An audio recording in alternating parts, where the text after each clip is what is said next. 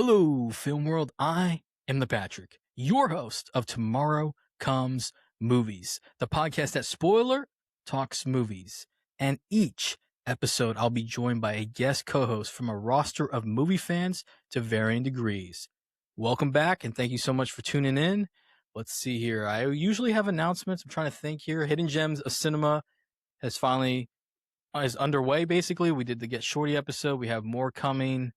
I am on a break by the time you hear this, I don't know, I might be off the break, but at this point I'm on break. So if you're interested in coming onto the show, you can always reach out to me. If you're an awesome Twitter mutual or somebody I know in real life, definitely reach out and we'll get you going. I know there's some people that are interested in Hidden Gems of Cinema action series, still going strong. And we hope to wrap that one up. I gotta get those episodes out because there's a lot of great ones in there. And of course, whenever you listen to Tomorrow Comes Movies, whatever episode you're on, you can always join the conversation by one or two ways. Hashtag TOC Movies, wherever you're at on social media. Still hashtag TOC Movies. And of course, at us, at TOC Movies. We're the same handle everywhere on social media, and you can join the conversation. And I'm excited about this episode because it's part of a movie series that I just launched, and I'm trying to get into the groove of covering these type of movies that are coming into theaters. And this particular episode features a first-time guest co-host. This is an awesome Twitter mutual of mine that I'm not super close with, but I think after this episode, we're really going to hit it off. Please welcome my awesome Twitter mutual, POW. How you doing, pal? I'm good. Thank you for having me on. I appreciate it. The Twitter handle, since we're mutuals, is C Scott Power. I know you tried couple times to introduce me that way. POW is fine. That is what I go by with most of my friends. But yeah, I'm excited to be on.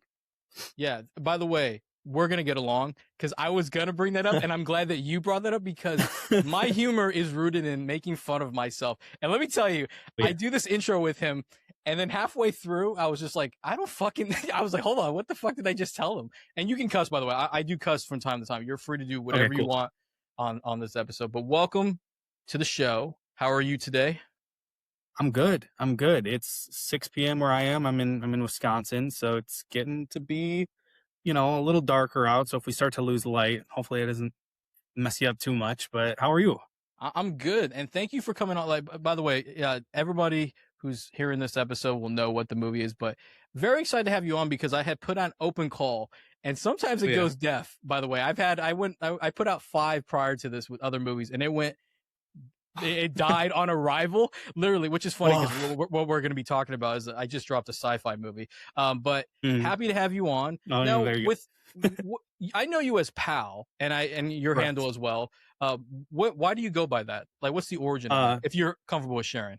Yeah. So my name is Christian Power. So I don't typically go by my full name on social media because that has a lot of connotations with people. Might turn somebody off reading that. And I've always had friends call me POW my entire life. Just shortened version of my name, nice and easy. And that's kind of what I've always gone by. It's funny when you brought up before we recorded what your name was. This is what I'm about to drop a cut. I was just talking to him about, like, I'm worried about my humor. Is I can't imagine you in an event that is like Catholic or Jewish. You're like, right. What's your name, sir? And you're like, you say it, and it's just like, what? And you're like, no, that's my real name. Like, I don't mean it yeah. I get two different kind of responses. Half the people are like, oh my God, you're like the anointed child. Like, that is, you are God's child. I love that. And half the people are like, that kind of sounds like white supremacy in a different font, dude. What's going on there? So I get 2 different responses. So that's why I love my name. I think it's cool, but it just riles something up in some people. It's funny. I didn't think of the second one, but I also thought it could have been a wrestler's name. Like, I could see you as a wrestler coming down with that. Right? Fun fact, don't Google my name on certain websites. It is the name of a gay porn star as well. Christian Power is a gay porn star. We learned that the hard way in middle school by Googling ourselves in class, and lo and behold, at school, gay porn on the computer. Wow. Yeah. And when you're coming up in school, that for sure is getting brought up multiple times. Yeah. Yeah. Wow. Luckily, most people don't know gay porn stars by name, No. So unless you search it out, you won't. Yeah. Yeah. And I think that's pretty cool though, is like, could you imagine if somebody saw you in the streets and was like, "Oh my God, are you so and so?" And you're like, "No, it's not me." Like, I would be pretty flattered, to be honest, if somebody was like, "Is that you?" I'm like, "No, it's not me." For But sure. Yeah, yeah. my name's good for a couple different things, and if you try to find me, like, Google me, it won't come up. All you're getting is Bible scripture. Like, unless you know, like, my hometown and, like, everything, so that's another nice thing. Like, I've tried to find myself online, and it's pretty impossible. Wow. So, Okay.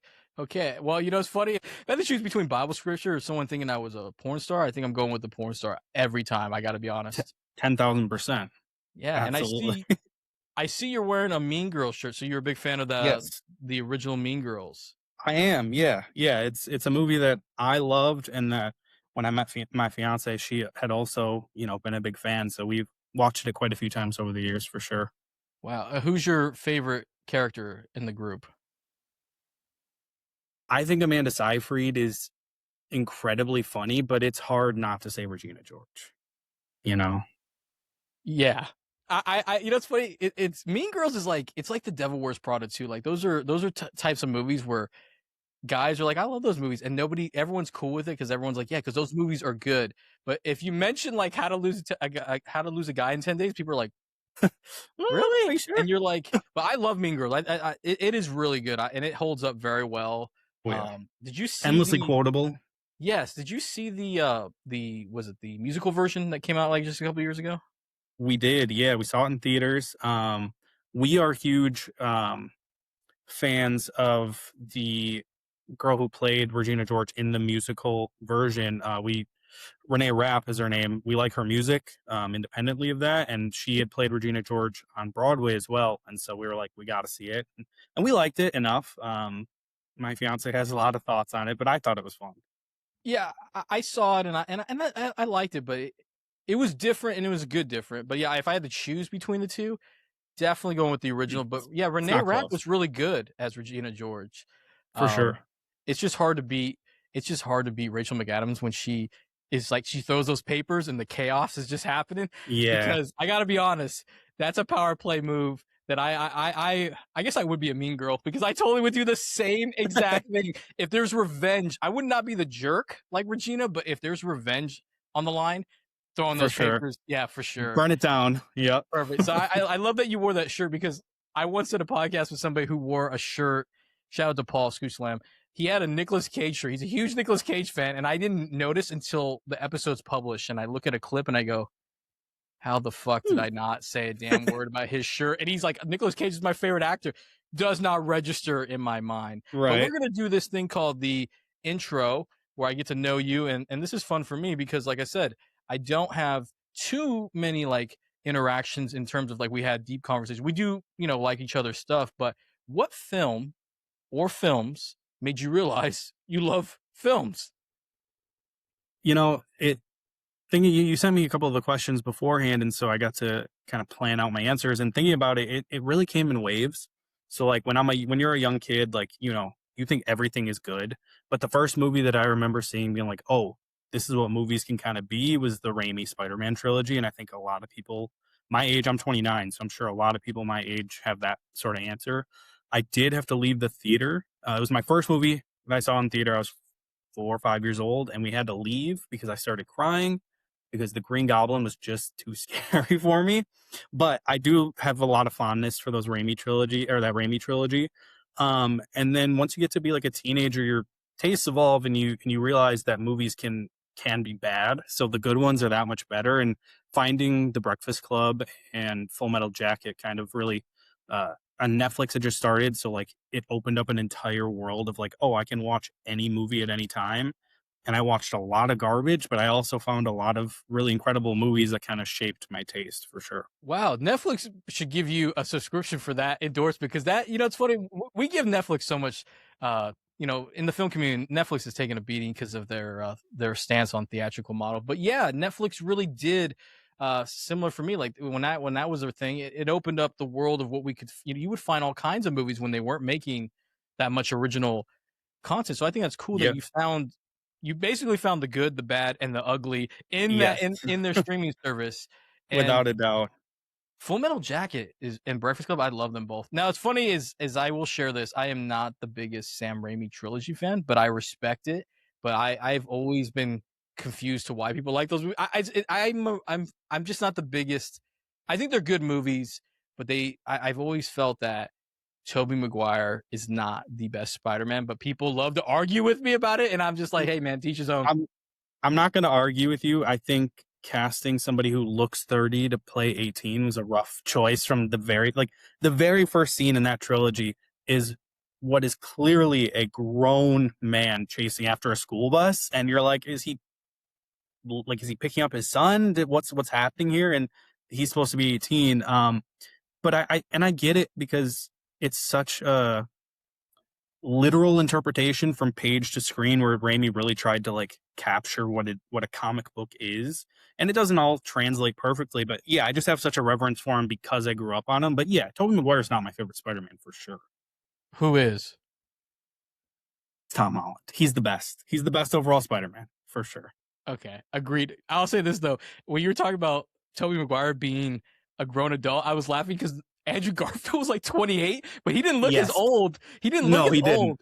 No, you kind of bought him being a high schooler for sure. Yeah, if you had to rank, so I do this, I'll throw out random questions. If you had to rank the Spider-Man actors, let's do the three main ones here. Tobey Maguire, Andrew Garfield, Tom Holland. How's that going for you? Now, are we talking overall? Are we talking as Spider-Man or as Peter Parker? Let's do both, and this should be interesting. Okay, so as Spider-Man, I think it's Andrew Garfield 1, Tom Holland 2, Tobey Maguire 3. As Peter Parker, I think it's Tom Holland 1, Tobey Maguire 2, Andrew Garfield 3.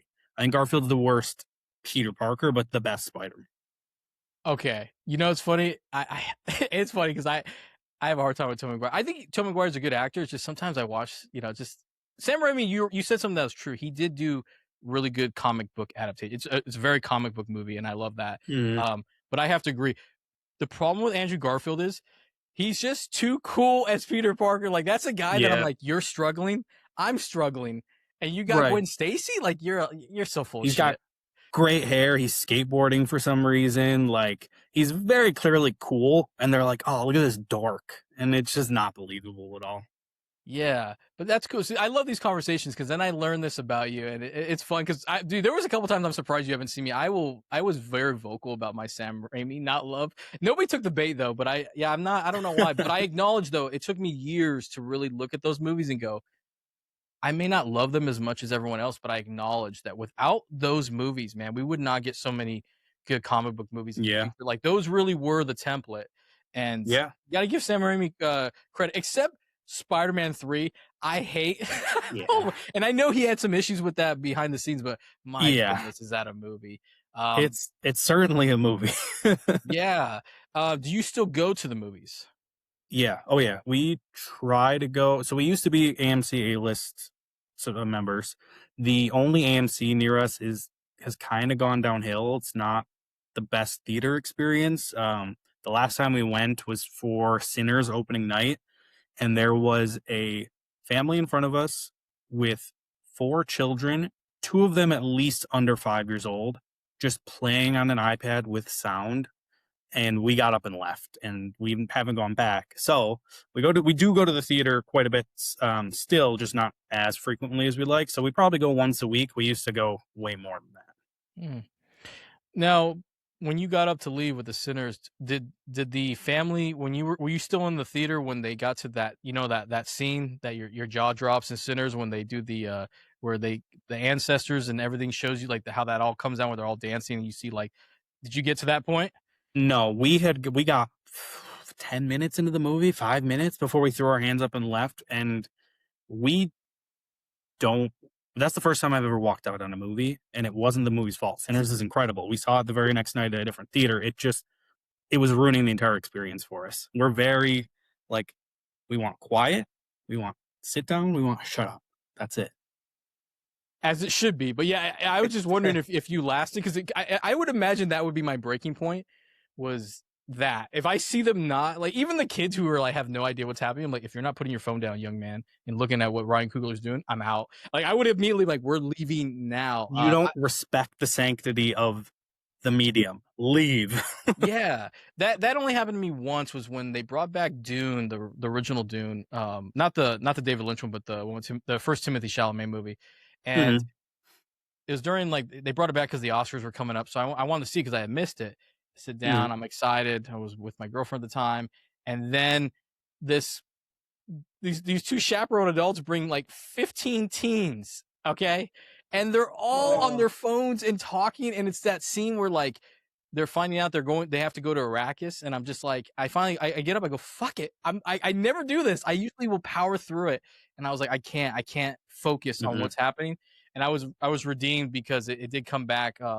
Regal Cinema brought it back for Mm. one of their series, and I was able to experience it as intended. But yeah, that would There drive you me go. nuts. The Sinners, you're like a whole family's there, and I get it. Parents, they're just trying to see the same movie, but like you got to take your kids out if they're not behaving, because like if they're on their tablets and stuff, that's just a sacrifice you got to make. You got to get out because others are being Right. affected. Well, and not even that, but Sinners of all movies to bring like a toddler to, like, I feel like that would be traumatizing.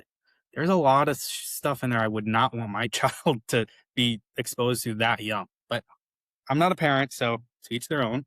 Yeah, my dad used to take me to all kinds of radars at that age, and I would just sit there and be like, "Whoa!" And like, I don't know, man. Sinners would have done something on me because I would have been like, "Whoa, Dad, that was cinema!" Like, Yeah. like. But yeah, that's crazy. Well, I'm glad to hear that you guys still go, even though you don't go as frequently. That is a bummer. And speaking of like movies, what are some of your? I know you mentioned the Sam Raimi trilogy. Is there any other favorite movies outside of Full Metal Jacket, Breakfast Club, anything else that comes to mind? Yeah. So like my letterbox top four right now is Blind Spotting from 2018. That's my favorite movie of all time. It's it's just my favorite movie. Um After Hours, Scorsese, Graduate, or The Graduate, excuse me, and then Lady Bird. Those are my letterbox top four right now. They change, like Silver Linings Playbook, Drive, The Dark Knight. Those rotate in, but that's what I've got right now. I hate to pull out a Step Brothers thing, but do we just become best friends, bro? Because like you were saying, every movie that I love, oh my goodness, outside of I love, okay, I do like After Hours, but my God, did I want to beat that guy up in the movie? I felt bad for him, but there was a Yeah. point where I'm like, I'm gonna put hands on that main No, character because he drives me he nuts. he's the epitome of like doing every single thing wrong and then looking at the sky and being like, why do you hate me, God? And it's like, brother, you could have gone home. You could have just not gone in the first place. But it's so, I think that's Scorsese's funniest movie. I know Wolf of Wall Street is close, but I think it's so, just the way they just keep piling the shit onto him is, it's incredible. I've watched it a couple times, and I watched the Criterion, uh, the commentary with Scorsese and a couple of the editor and producers and stuff. And it's fascinating how that movie got almost didn't get made and then did get made. I love that movie. It's great.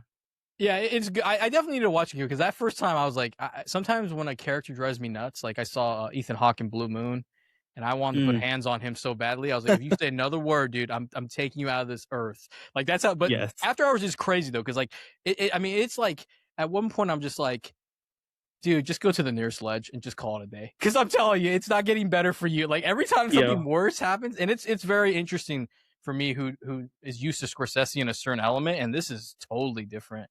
for But sure. you said Blind Spot. You're talking about the one with David Diggs, right? That Yeah, movie? David Diggs, Rafael Casal. Yeah, yeah, that is Whoa, that my is a favorite deep movie of cut. all time. Yeah, I love that movie. That I wish I saw it in theaters. I didn't, but I saw it because my girlfriend at the time was big into Hamilton, and he was yep, in that, and I loved yep, him in that. And we watched yeah. Blind Spotting. I loved it. I think that's a hidden gem if you ask me. Like, in Oh my fact, if god, you yeah, love Blind Spotting so much, I should get you back on for that movie because I'm doing hidden gems of dude, cinema, and that I would love that. classifies. Yes. Like, we have this is our office area where my fiance works, but in our living room we have three movie posters that we bought, like, from movieposter.com. We have her favorite movie, one of her favorite movies of all time, is Deathly Hallows Part 2, Harry Potter.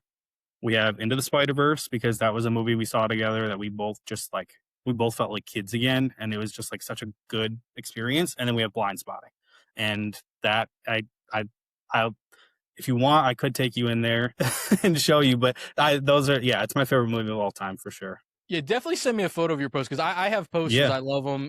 Like I said, I'm telling you, pal, we're rolling, dude. I'm not gonna lie. I'm so dude, glad I'm you came feeling on it. this. Yeah, guys, this is Step Brothers too. Like we're this close to be like, this is how we do it. Like you're gonna see me in the background, like, and then Yep. collapse on the bed. But yeah, it's I crazy. got Like room for a bunk bed back there. Fuck it. Let's go. I'm going to Wisconsin as soon as this is over. I'm booking a flight. But yeah, that's Hell yeah. so cool though that you mentioned Blind Spotting. Like you said, Lady Bird. It's like those are movies to me that they're so special in modern times. That yeah, Mhm. Blind Spotting to me is a mystery that we don't talk about it more often because Daveed Diggs and how do you say the Raphael? What's his last name? I can't say it. Casal.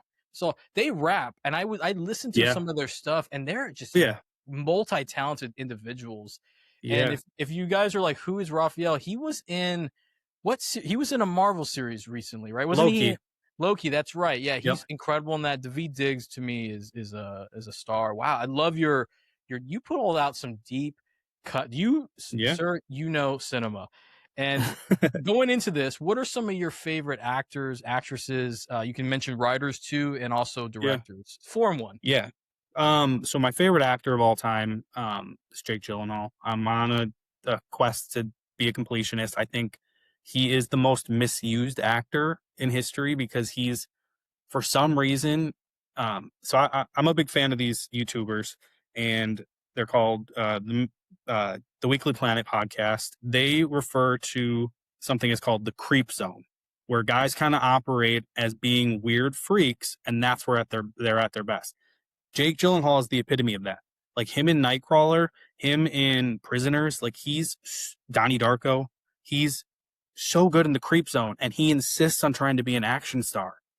And I get it. He's handsome and he's good and he's an incredible actor and he can carry those kind of films. But dude, drop 30 pounds of muscle and go be a freak again. Like, please, we're begging. So he's definitely my favorite actor. Christopher Abbott is another one. I think he's the most underrated actor in Hollywood. He's blows my pants off every time he's in a film. And then Willem Dafoe, Wisconsin's own, huge fan. Um, Robert Pattinson. Me and my fiance are huge Twilight fans. So those are probably my favorite actors right now. Okay, well, wow, Robert Pattinson. I'll have to circle back to that Twilight because I did. Yeah. What a time that was! Wow, you said Jake Gyllenhaal. Let me tell you, I rode with him after I saw Stronger. I was convinced. I was like, why did he not get nominated for this movie? Him and Mm, Tatiana Maslany, who plays She-Hulk, they were yeah. incredible in this movie. And he wasn't playing a freak, but he went through a traumatic thing, and it was based off the true story. That was to Yeah. me when I go, okay, Jake Gyllenhaal is the real deal for me because I didn't buy into it, and then but then again, I say that, but then I was real big in the Nightcrawler, which I love. I love Nightcrawler. I saw Donnie Darko, I think last year or 2 years ago, and I understood what everyone. Yeah, I understand what you're talking about now. By the way, you mentioned Yeah. the Weekly Planet. I was big into Mr. Sunday movies when he was doing Yeah. Easter egg videos. Wow, with Yeah. Mason, what a deep cut, dude. We were meant I for this. We were meant to I listen to podcast him together. every single day still. Like I'm a huge fan. They're funny guys, but yeah, like Yeah. Jake Gyllenhaal should. Man, yeah, he should go back. But you know what's funny? Hollywood's been hard on him because I feel like he is like the Hollywood treats him like the B version of DiCaprio, right? Like he is very good, but for some reason, if he does something similar, they will Mm-hmm. not give it to him. And then you Sure. mentioned Christopher Abbott, who I believe he did this movie with Barry Keoghan called Bring Them Down, where it's about a Yeah. I haven't yeah. seen that one yet, but yeah. I Came out wasn't last year, I think. yeah, I wasn't really big on him, but this movie where he's like really worried about his like I think it was like sheep or goats or something. It's wild movie, bro. Like he really, really cared about it so much, and I was like, he is a good actor. William Dafoe, I can't argue, amazing. Robert Patterson is the reason why I bring him up is I have a friend that loved him, and yeah, you know what? It's cool to see that people love him. He's really rebounded. I mean, that's a rebound of a career where uh, most time they don't let you come back after you make a bunch of franchises. I see the guy who did John Carter. He's not allowed back in. Poor guy, Yeah. Poor and I Taylor like him. Kitsch. Yeah. Poor Oh, look Taylor at that Kitsch. deep cut. I didn't know if you knew his name. Yeah, Taylor Klitsch. Yeah. Poor guy, dude. He was good. But what about actresses? What is some of your favorites with that? Saoirse Ronan for sure. I think she could do anything in Hollywood if she wanted, and she would be the best at it. I think if she wanted to dip her toe into action, she could, but I think she is like such a raw and vulnerable actress that You can watch her in something like Lady Bird, and you feel like you're watching a true coming of age. And then you have something like The Outrun from last year, maybe 2 years ago, where she played a recovering alcoholic and somebody who is sober from alcohol. It really felt raw and real. I think she's incredible. Emma Stone, obviously, everyone loves Emma Stone. Jennifer Lawrence, uh, and then now I'm gonna fuck up the pronunciation here, but Renat Rensiv is she might be God. Like God is a woman, and it is her because she is incredible, like unreal. Yeah. I'm late to her because like I saw her in Sentimental Value, and then I saw her in the back rooms. I didn't see The Worst Person in the World. I need to get on that because I know everyone says she's incredible in that, but I heard that's gonna Yeah, drive me nuts because I can't stand characters that do stupid shit. And then Saoirse Ronan though, I knew that we were meant to podcast for a while, but I mean you keep hitting and saying things that I'm like this is my guy here. Saoirse Ronan, people don't believe me when I say this. I believe Saoirse Ronan is the most talented actor in her class. And when I say this, people are like, over Timothy Chalamet? I say, yes, sir, yes, because she's 4 times nominated, okay? And there's not been one movie that I've seen of her that I'm like, no, she is so good that I think you're right on something where she could do anything. I think the reason why she's not as talked about is because she doesn't do as many mainstream movies. She's very selective in what she'll take. And because I don't understand. Like Little Women should have been the way that we talk about Florence Pugh, who's amazing too. I love her. I But love Florence Pugh. yeah, we should be talking about Saoirse Ronan in that same like we should be having statues of her everywhere because she is so talented that it's incredible that she's under the radar in Hollywood and in the Yeah, film community too. She's rarely yeah, rarely mentioned, right? yeah, dude. I'll start building the statue right now. I truly think she's a cut above the rest when it comes to like that era or class of actors and actresses. But yeah, Florence Pugh you mentioned. I think they were both incredible in late era and Little Women, but her Saoirse Ronan's speech to Timothy Chalamet, where it's she's more than a man loving her, and like you just want to jump to the screen and give her a hug, and be like, yeah, you're more than any man. Yeah. Yes. And also when he was shooting his shot, I was like, don't you do it. I'm telling you, I saw it from a mile away. It was not the same dog. I'm telling you. Damn you, Lori, stay away from her. Because like when he's saying it and I'm just watching, it's so pain. Like I don't know if you like this, but when I watch another guy shoot a shot and I see it failing, because I'm the guy that people come to for advice, and I see it in real time, and I've seen this, I start cringing. I'm like, stop. Yeah, You're hurting both of us because I'm feeling it yeah, just badly. But yeah, don't build a statue. I'm going to show up in Wisconsin after this. I'll help you. there you No go. worries. What Awesome. about directors? Um, my favorite director of all time is David Fincher. I think he is the GOAT, and we are going to band together and get him out of Netflix purgatory because it's really painful not to have him on the big screen. But I think having his resume, I mean, Social Network might be like you could tell me right now it's the greatest movie of all time, and I probably wouldn't argue with you. Um, and then to have stuff, big big cult hits like Fight Club or something like Oscar Beatty, like Curious Case of Benjamin Button, but it's just handled so well, or The Girl with the Dragon Tattoo, which nobody talks about from him. I think it's an incredible, like noir inspired thriller. It's a little little too slow to be called a thriller, but he's just the most talented director, and we're gonna get him back on the big screen, I promise. But other than that, Spielberg, which is why I'm really happy to be on for this episode. Yorgos Lanthimos, Scorsese, Linklater. I'm pretty basic when it comes to directors. I'll watch anything, but there's seldom guys that I want to watch over and over, and those are some of those guys. Are you a mind reader? Because as you were talking, I'm actually right above me. It's never shown. I've showed it like once, but I have the Girl with the Dragon Tattoo poster, the Well, that's one where awesome. Daniel Craig has his arm around her and it's Yeah, censored. I have I that, like the original. I love that movie, by the way. And you were right. Nobody talked about it. And when I said one time it was a top 5 David Fincher movie, people went crazy on me. And I was just like, I read the book, so I was locked in on this movie, by the way. I saw the trailer. I go, Mhm. what is this? Like, this is weird. In that music. I read the book. I watched the movie. I go, we're getting the whole entire trilogy. the audience let me down so badly that we've never gotten it. Yeah. But yeah, dude, No. you're David Fincher got to come out of Netflix because I don't think I've seen one of his movies since it went to Netflix. To be honest, yeah, I it's been tough for me. Mank, I was just so turned off by his Netflix deal. I was pretty like discouraged by it. So I skipped Mank. I will watch it eventually. But I finally watched The Killer probably 6 months ago or so. And Fassbender is phenomenal in that, and you do get that little bit of Fincher flair, but there's just the Netflix sheen over it still, and it bogs it down a little, but I still really liked it. I thought it was very good. Thank you for reminding me that he did The Killer. I did see The Killer, and The Killer makes me laugh, by the way, because Michael Fassbender is good in this. In the beginning, he had me convinced that he knew exactly what he's doing. The way he's talking, I'm like, this Yeah. guy can do it.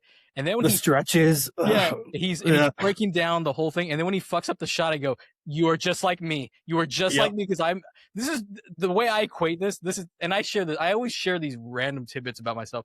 Is when it comes to giving advice, especially dating, I'm the guy. I'm your guy who can see things. This is me in my when I have to talk to somebody. I will literally do this. I'll be like, "Yeah, you got to do it this way. You got to do it this way." And then as soon as it's my turn, I Yep. go, "Don't listen to me. Fuck it up." And I will literally fuck it up. And I'm notorious Yeah. for doing this, that people are like, "Please listen to yourself." And I'm like, but yeah, that's how I felt when I watched The Killer. As I go, like, we're the same in the beginning, and then Yep. we're paying for it later. But loved it. Yeah, for I'm not sure. gonna lie to you, man. You really are incredible here. So I'm gonna give you some fan questions here as Yep. we bounce around here. What movie? So what movie are you more excited for? Christopher Nolan's The Odyssey, or I can't say his last name, Denis Villeneuve, Dune Part Villeneuve, I think it is. Villeneuve. Or Villeneuve, yeah. Villeneuve. I'm not, I can't even say his. I can't even say Christian Power if my life depended on it. I did Hey, get it he's right. French. It's okay. Yeah, but yeah, which movie are you most excited for? Christopher Nolan's The Odyssey or Denis Villeneuve's Dune Part 3? For as much as I love Denis, and I think he, at least with his American films, I haven't seen Incendies or there's one other French film that I haven't seen of his, but his American stuff, I think I've seen everything, and he's shooting 100%. Like, even if you don't think Enemy is incredible, like, I think that's a really good movie. Obviously, he has Blade Runner 2049. Prisoners is one of my favorite movies ever. But The Odyssey is one of my personal favorites. I've read it a couple times. I took a couple classes in college for Greek mythology. Like, this is right up my alley, and I'm fucking stoked. So it's The Yeah. Odyssey for sure. For me too. I don't know what's going on with film Twitter, but we've turned on Christopher Nolan, and I get it. Denis Villeneuve is incredible. I love his movies too. Prisoners, like, I didn't see Enemy. I want to. I might, because you really love Jake Gyllenhaal a lot. I need to get on this, but yeah, Plays Prisoners is two roles incredible. in it too. Yeah, but yeah, both are incredible. But if I have to choose, man, Christopher Nolan has not let me down. I don't care what people say about Tenet. I rolled into Tenet happy as I hell. liked it. Yeah, I Yeah. mean, it's a cycle on Twitter, especially with Nolan. We go, there's no possible way he can do it again, and then he does it again, and everyone's like, next time he'll fuck up, and then it's just a cycle.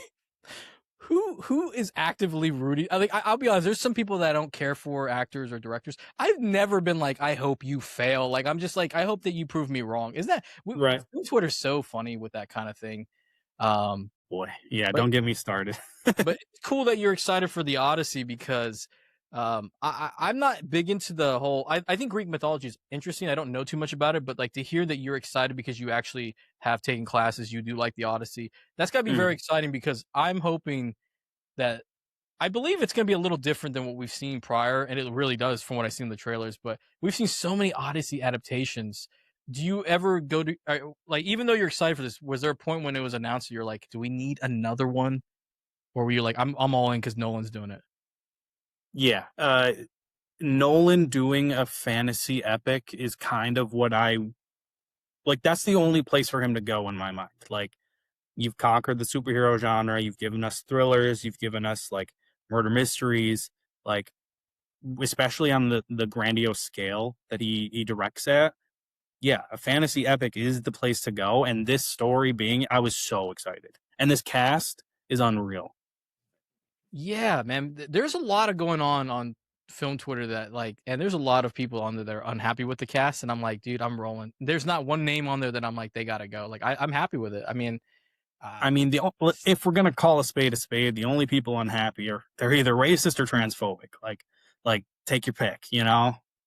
Thank you. Yes, I don't know why we care that much when I'm just like, the best actors are in this. We should be thankful. And by the way, if you don't think Lupita Nyong'o is one of the most beautiful women in the world, you need to go to your nearest optometrist and get an eye exam, because I don't know what you're talking about, because I saw something completely different when I watched her in every movie I've seen, including Wakanda Forever. And Elliot Page, he gave us Juno, so he can literally do anything he wants for the rest of his career, and I will defend him till the death. Like Juno is the blueprint for modern coming of age films. So like, I don't care. Yeah. Actually, you know, I can't believe I didn't even. Yeah, Elliot Page is cool. I don't know why we're getting angry about this either. When I'm just like, I've yet to be disappointed with Elliot Page.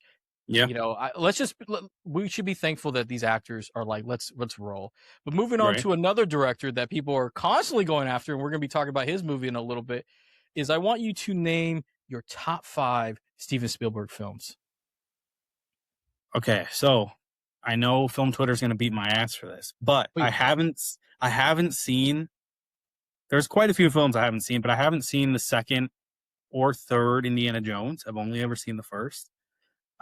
So it would be E.T., Jurassic Park, Raiders, Jaws, and Disclosure Day. I think Disclosure Day cracks the top 5 for me. This is going to be a social media clip, and wait till you hear what I say, because they're really not going to be happy.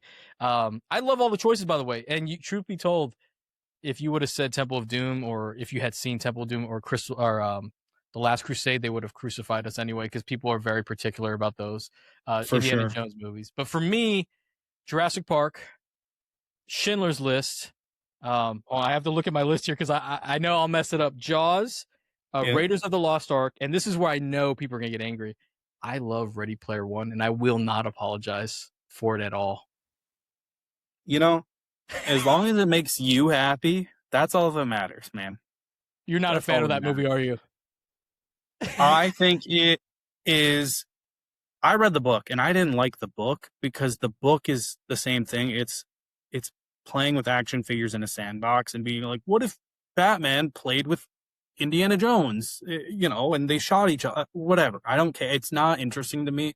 And Spielberg did a fine job. It's a watchable movie. I like Ty Sheridan and Olivia Cook in it. I think they're fine.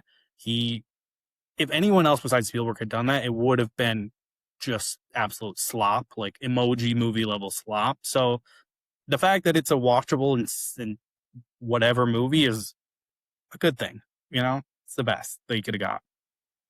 I could tell by your reaction, but I respect you, by the way, because you're just like me, where it's like, hey, if you love it, man, that's your thing. Like, you get to an age where you're just like, dude, I'm not gonna sit here and chastise you for what you like. Like, who cares? But yeah, I mean, I'll put it this way: Ready Player One would be probably more criticized if they went more closer to the book, because there's parts in that book where I was like, I don't even know what that pop culture reference is. I've read part of it. I didn't finish it all. Dude, It's half weird. of that book is just like pages on pages and pages of listing things. Like, it's unreal. Yeah, I mean, I did like the book, but yeah, I see why people don't like Ready Player One. But like, I guess I like the story, but it just makes me laugh though, as I'm reading the book and I go, right before the movie came out, I think it might have been after the movie or before the movie, and I just remember being like, what is this game that they're talking about? Like, there's a game, and I was like, am I this young that I don't know? But I'll say this though, I am a little biased with Ready Player One because I interviewed one of the actors, That's the cool. youngest one in the group of the movie, where he's with his brother. Well, it's not his brother, but like they act like brothers, like Daito. Is the Sure. younger. Yeah. Yeah.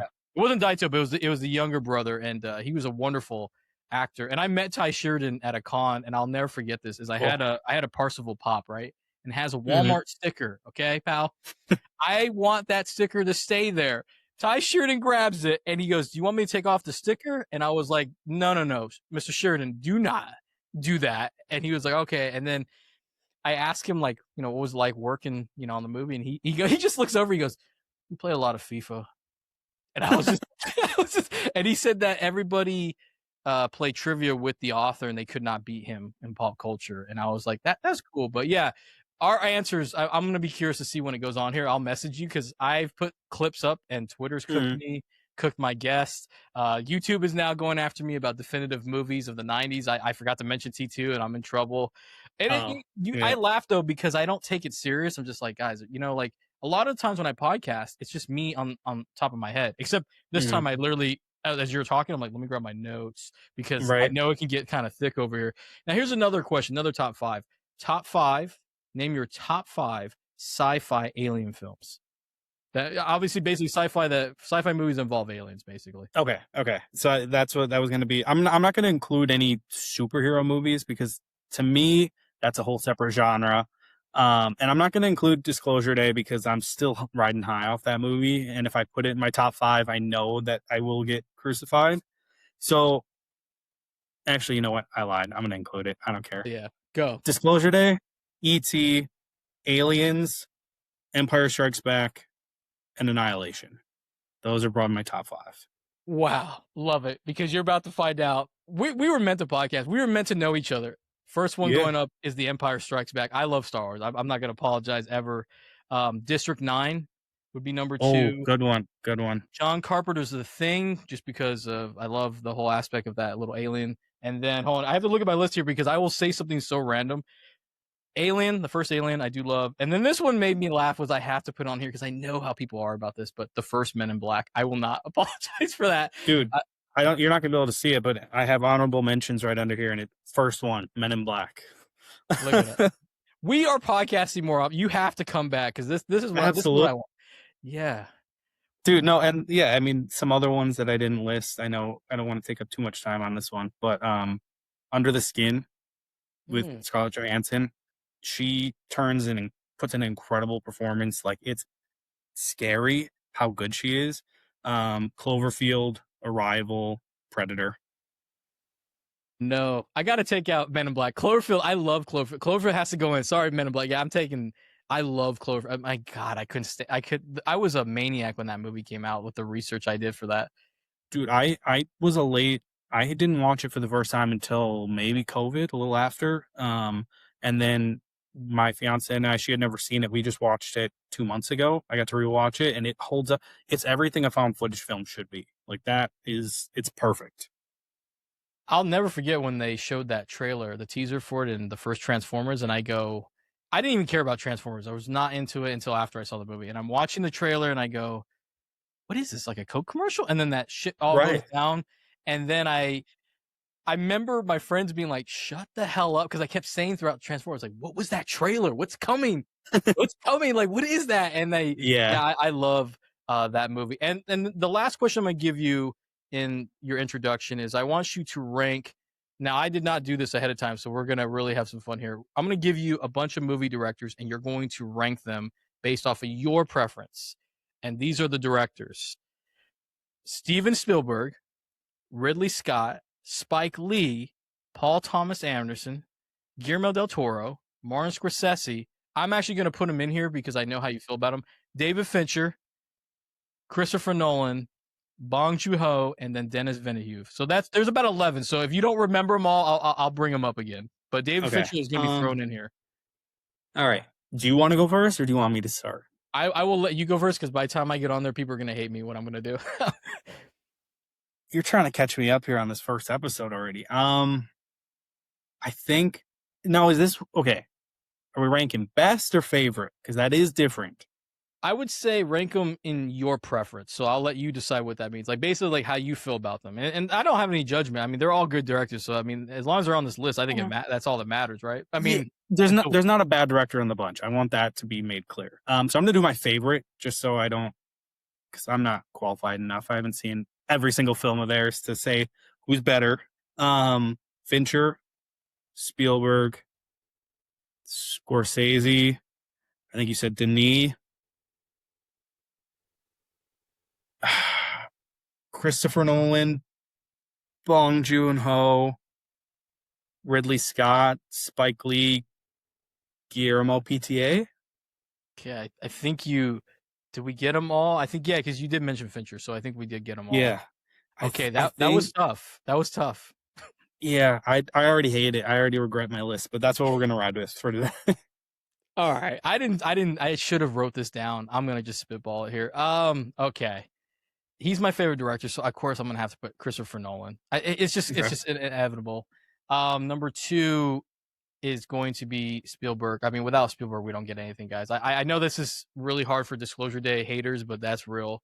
I'm gonna go with Bong Joon-ho because everything I've seen of him makes me go, "What the fuck?"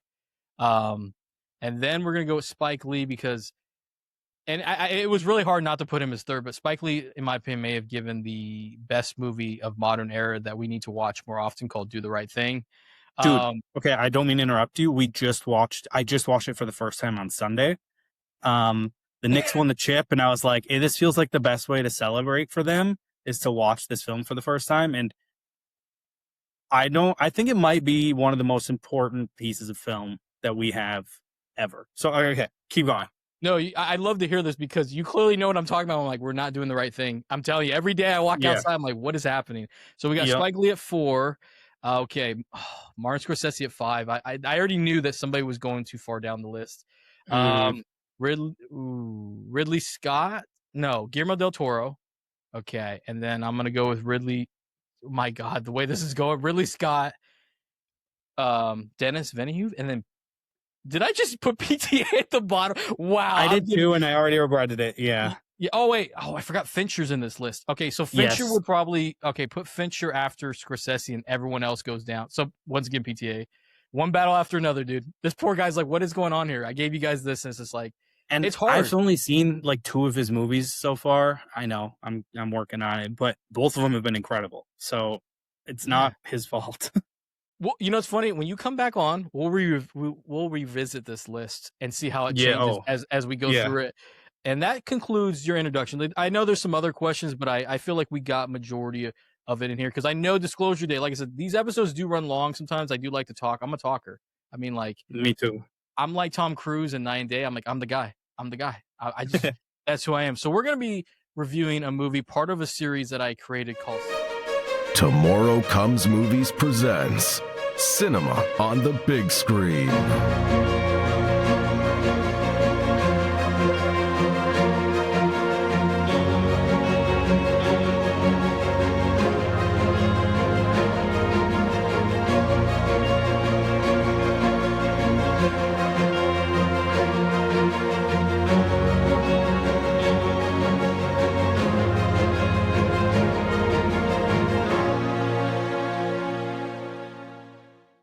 And in this series, we cover anything that came out recently. And I felt like I needed to cover Disclosure Day. It's Steven Spielberg is back in theaters. I thought I walked out of that movie pretty happy. And then I said a couple things on Twitter.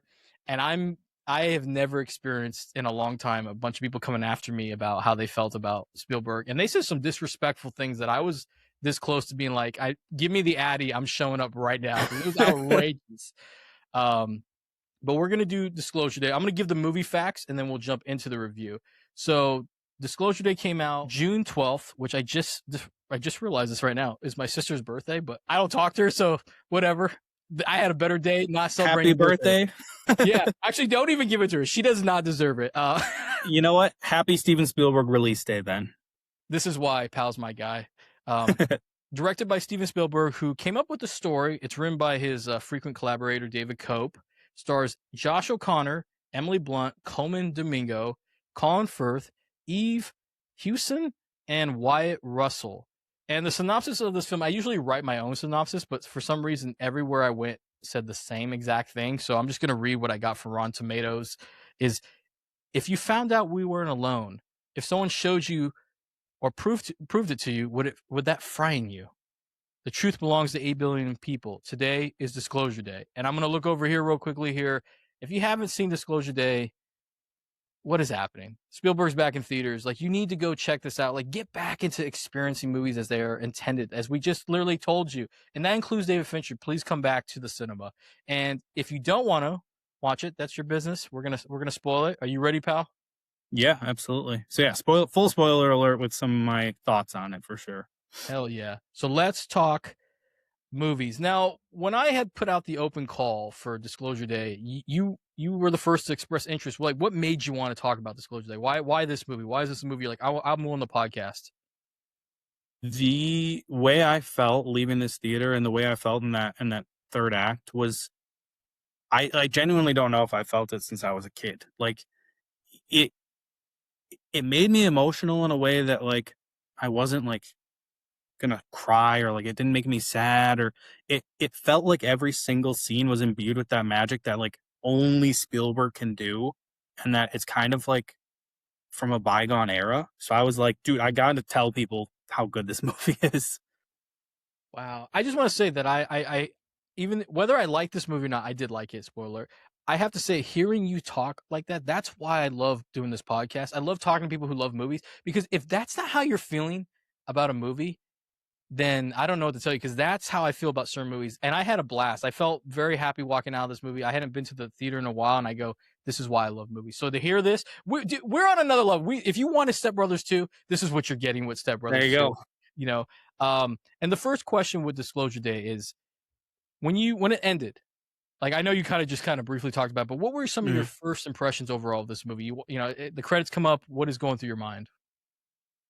My fiance is kind of strange in that she will not discuss a movie until we are in the parking lot. She's very like, what happens in the theater happens in the theater, and then I want to discuss it between just the two of us because that's our debriefing time together. She's like, I don't need other people listening, judging, anything like that. So we kind of both just got up and walked silently through the theater and through the lobby and out to the car, and we sat in there and we both kind of looked at each other and we're like, wow, that was special. That felt special. We felt something happened in that room. Like I said it before, but like I felt like a kid again for a moment. Like that wonder and that magic on screen was just, it was palpable. It was awesome. Wow. Wow. By the way, this is a question I did not give you. Was your fiance big into movies prior to you two meeting? No, she had probably 10 to 15 movies that she genuinely loved and adored. Um, and outside of that, she did not watch new movies. She, a lot of them were from her childhood, or like I said, she loves Harry Potter. She loves Twilight. And so when we first, we were friends in college, and then we dated, and we got to show each other things that we loved, and movies is like my thing that I love. And so I got to show her a lot, but she showed me a lot of movies that she loved that I ended up loving. I mentioned before the Twilight franchise. I'd never seen any of them. She showed them all to me. I think they're so bad, but they're so good. They're so good, dude. They're so serious and earnest, and they sell the shit out of it. So much so that when we took a, sorry, I'm going on a tangent here, but we No, went go on a ahead. cross country road trip this past September, and one of our destinations was Forks, Washington, where Twilight is set. And there's a beach within the book and the movies called La Push Beach, and it's a big deal in the movies and the books. And if you've seen it, you know. And I actually proposed to her on La Push Beach in Washington in Forks, and so Twilight is like super special to us. So no, she didn't love movies as much as I did, but we definitely have like shared that love for movies now for sure. This is why you come to Tomorrow Comes Movies, is we will go on tangents where you hear something so beautiful and romantic like that.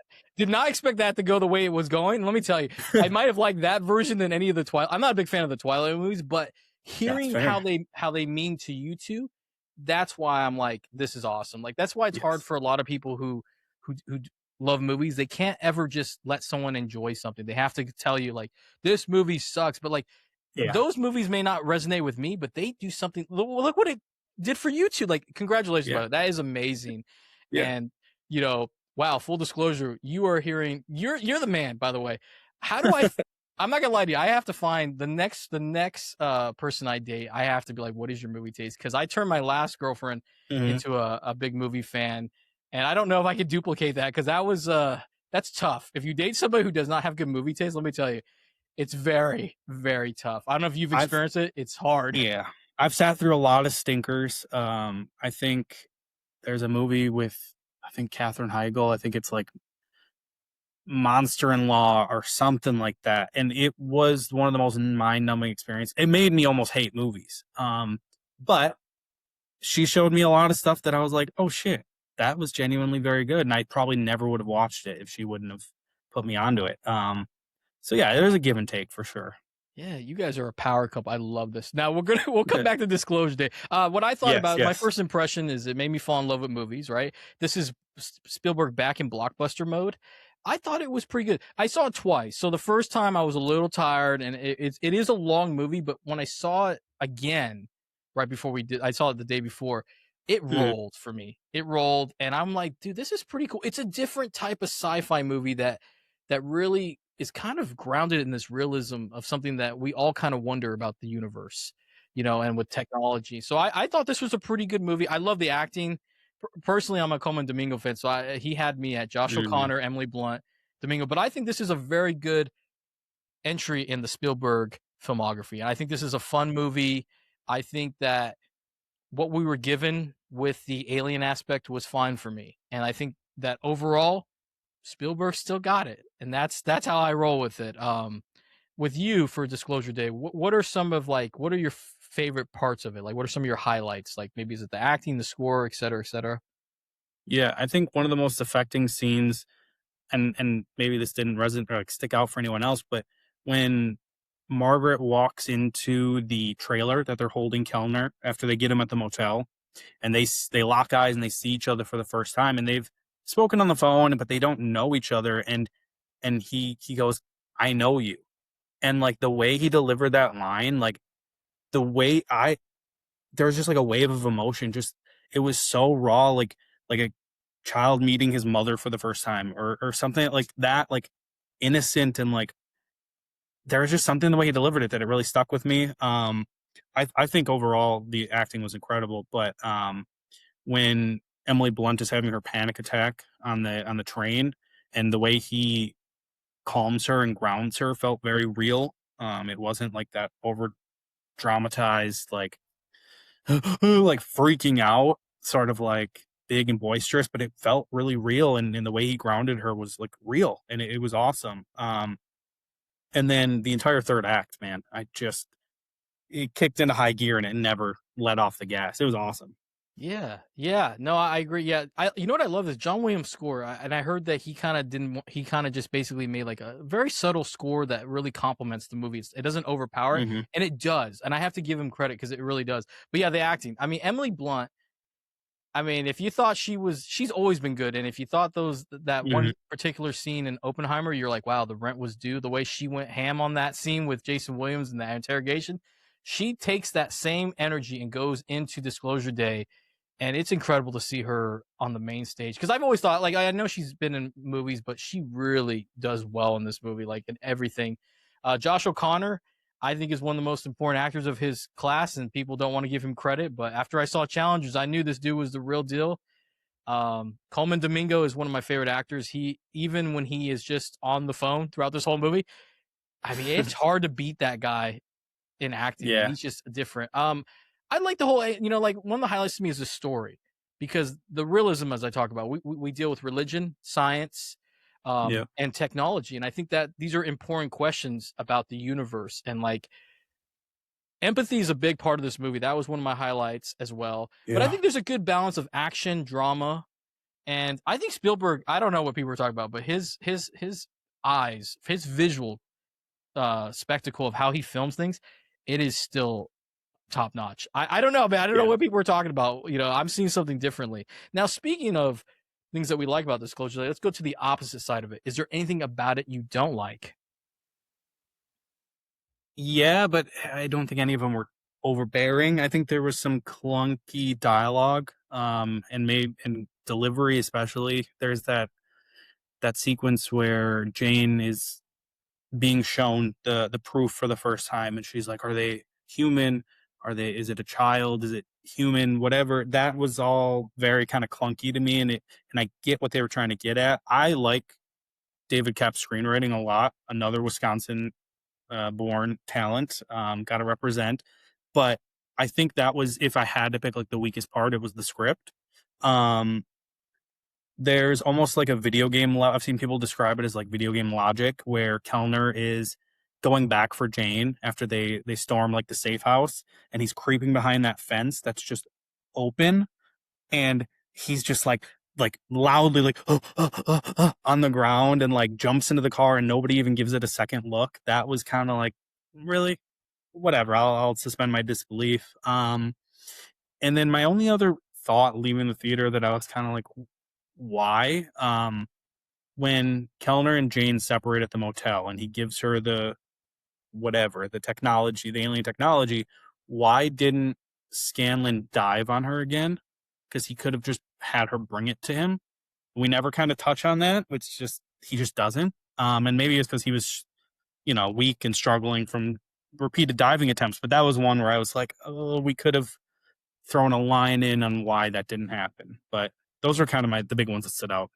Wow. Very good call on that. Yeah. That is an issue. Yeah. Where like he trusts her with this and she takes off. And I'm in my mind, I go, she literally just gave up the hotel. Like she's literally, this is the last person you want to give it to, but it all works out somehow because, eventually, but that is a very good call, by the way, pal. That is a good one. So am I saying his name wrong? So is it Dave? So it's not David Cope. It's David.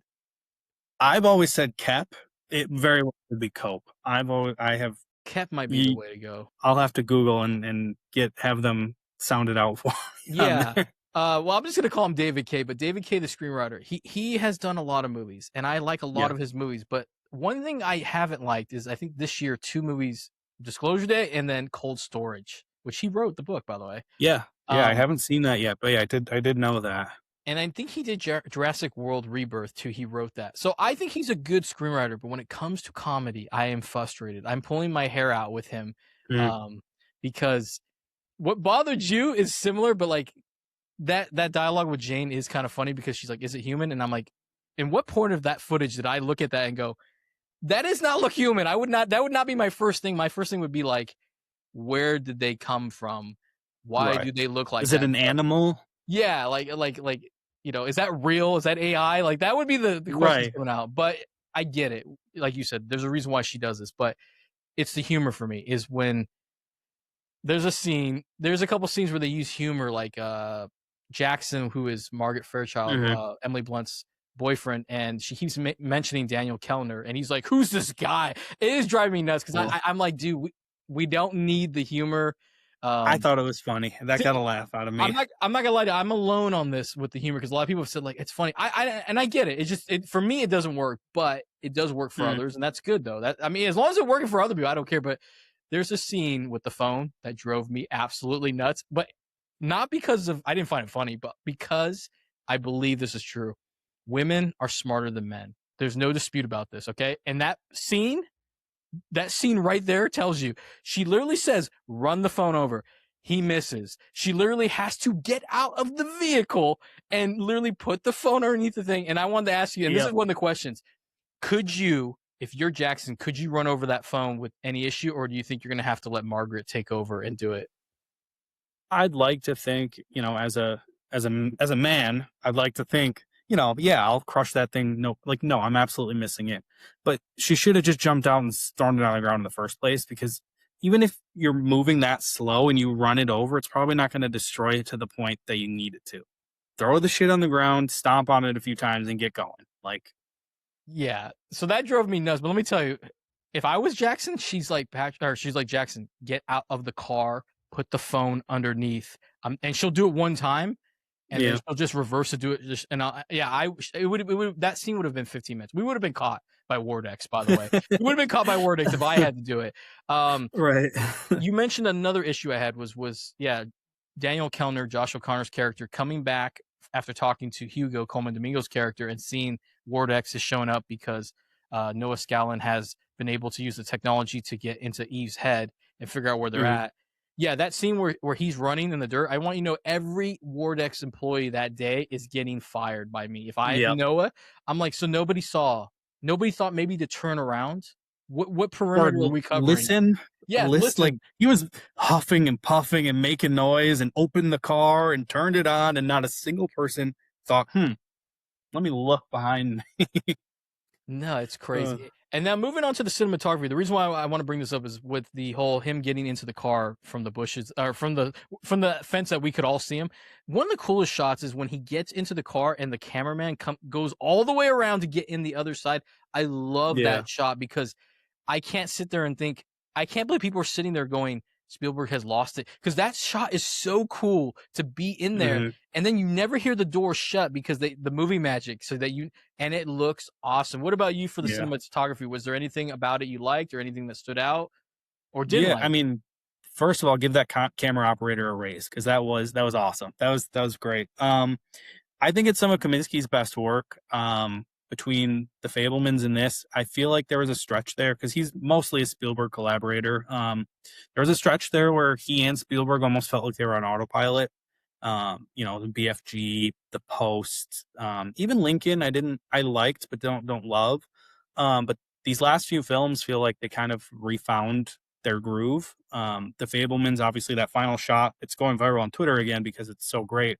Where David Lynch playing the John director Ford. in there, Yeah. thank you, had told him, never center that. Like that's the most boring shot. Like put your tilt it up, have him in the bottom of the frame. Like let their eyes do the work. And at the end of the film, how it kind of tilts up as Gabriel LaBelle's character is walking away.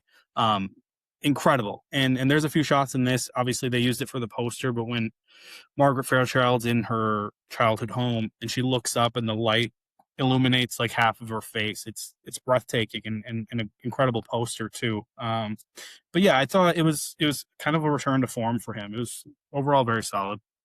Yeah. It's funny, most of the shots that I like involve Josh O'Connor. Actually, like there's that scene where he's driving and you can see the reflection of what's in front of him in the beginning. I love that. I also love Yeah.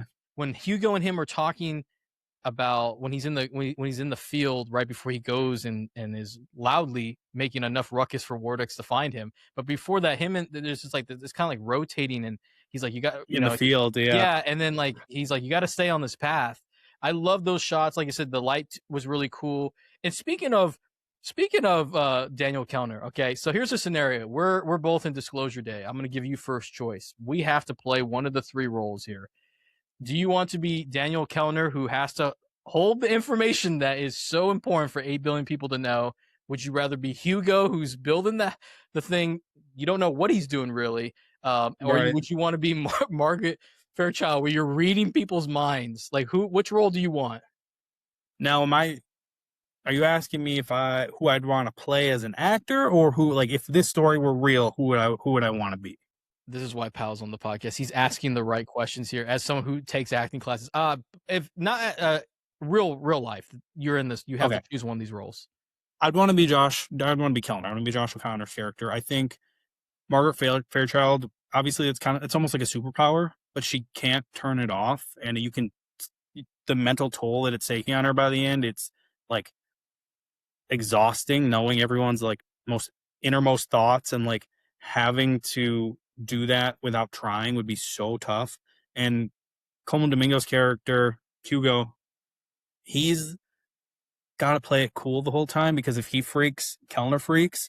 And so I'm sure on the inside he was freaking out, but he was cool as a cucumber the whole time. But I think Kellner is the right balance of like, he's been given these special powers, but they're not such a everyday hindrance. Yeah. What about you? If you take Kellner, so you're about to get some real deep cuts with the Patrick. The Patrick is a mix in real life of Hugo and Margaret. I can read things a lot. Not as good as her, and I would love that power, by the way. For sure. I would have to play probably Hugo because it's exhausting being Margaret, because like I said, I'm the guy that people ask advice for, and I read situations constantly. And let me tell you, it is exhausting because you're sitting there. You and I could be right now in a McDonald's, just ordering food, right? In my mind, it looks like Iron Man. I'm expanding everything. Like, okay, so what if something goes wrong? How do I get out? How do I make sure Pal comes with me? Like, what if I run into something? Like, yeah. So I would probably have to be Hugo, where I'm like, I don't have to be directly involved, and I can just tell you, hey, Pal, you have to stay on the path. This is meant for you.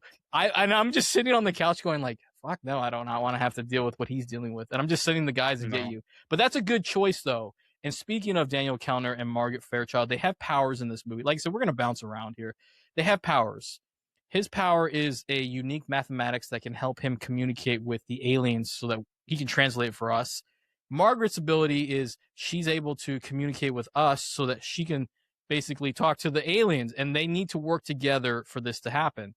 Which Mhm. power would you want, Daniel's, or I think you kind of basically would rather have Daniel's, right? I'm assuming at that point you kind of just said that, but would you rather have Yeah, Daniel's but or Margaret's?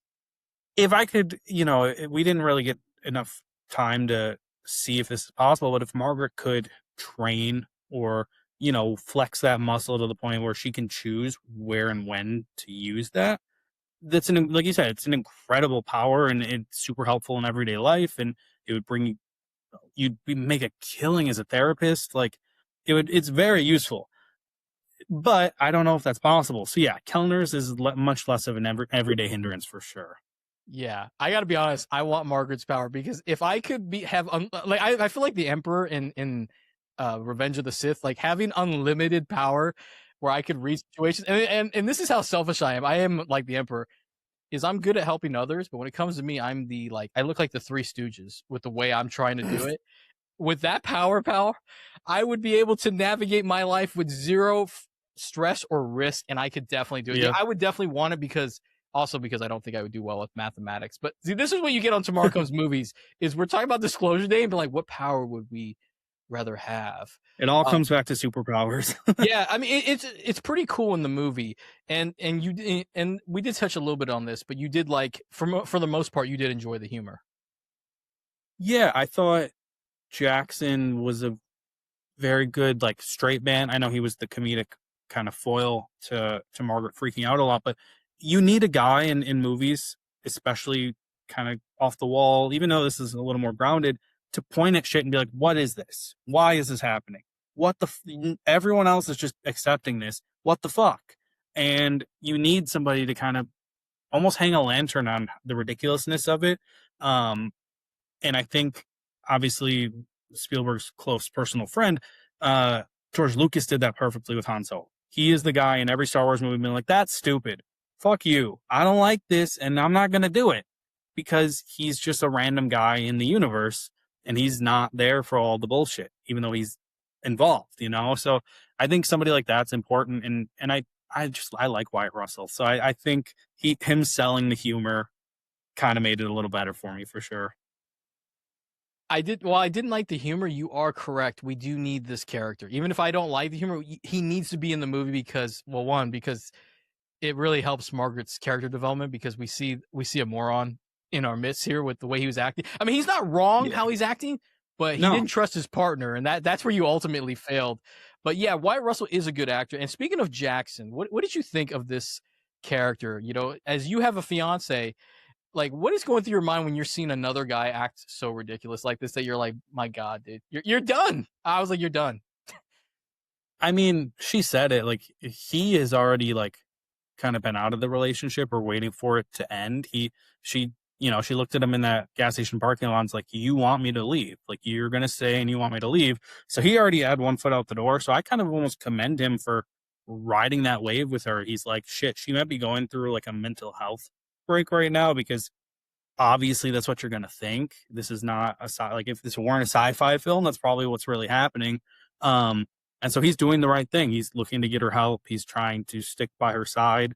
And even though she knows that he wants to be out, she was like, she did the right thing by kind of leaving him behind. Cause I mean, he was just going to keep pointing at shit and be like, "What the fuck?" And she needed to get past that. And she was doing him a favor. She knew he didn't want to be there.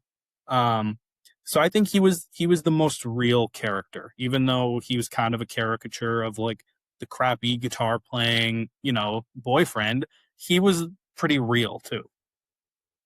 I can tell Pal really understood Disclosure Day. He's expressing empathy over here while I was like, I'm ready to drop kick him when he watches her audition and he goes for the news anchor and he's like, it's good. And I'm like, I know Yep. what that's like. I've been on both sides of that where I Yep. did that. Let me tell you, gentlemen, Pal's not wrong what he's saying, but let me tell you, gentlemen, when your significant other is asking you what they think, do not do what Jackson did. You power through until that's over, and then you decide how you should answer that. I'll say this: happy wife, happy life. Okay, that's your business. Absolutely. But yeah, I don't think you're wrong. I do think that you're right because like in reality, he would be, even if I didn't like his character and what he was doing, he is basically like, what the hell? I mean, personally, would I believe Margaret Fairchild? Kind of, yeah. When she's kind of saying things, I might be like, okay, this is a little strange. Right. Unless she starts unless she starts like if it turns into like John Carpenter's a thing and something's coming out of her, then I'm like, I'm out. Like that's where I draw the Right. line. But yeah, for the Right. most part, I didn't particularly care for the humor, but someone did point out on Twitter, one of my mutuals, and was like, you didn't find that funny, but I thought it was really clever is when they did they use the alien technology after they get to the house and meet Hugo and they all disappear, but Wardex is like, okay, well, here's all these heat signatures. It's funny. I do agree. It is funny. I just didn't find it. I didn't laugh at it, but it's very good. But in a way, though, you need this humor for most audiences because this is a lot Mhm. of heavy stuff that's happening in this movie that you have to have some relief. Where I'm like, I'm willing to deal with the heaviness, but there's some people that are like, okay, like this is a lot, like, and you need Right. Wyatt Russell to be like, who's this Daniel Keller guy? Is this a Right. college guy? Like, yeah, so you kind of need him. And so I wanted to ask you, here's another ridiculous question. Basically, Pal's just learning that we're trying to get serious about Disclosure Day, and I'm like, hold on, I got another stupid question here. If Bring it on. you could you do the alien dialect, you think if you had to play Margaret Fairchild, like Spielberg goes up to you and goes, okay, we could do this in post with something else, with somebody else, or you can try to do it. Are you gonna what is the answer to Spielberg? We walked around for probably 2 days after seeing this movie trying to do it, and, uh, no, I couldn't.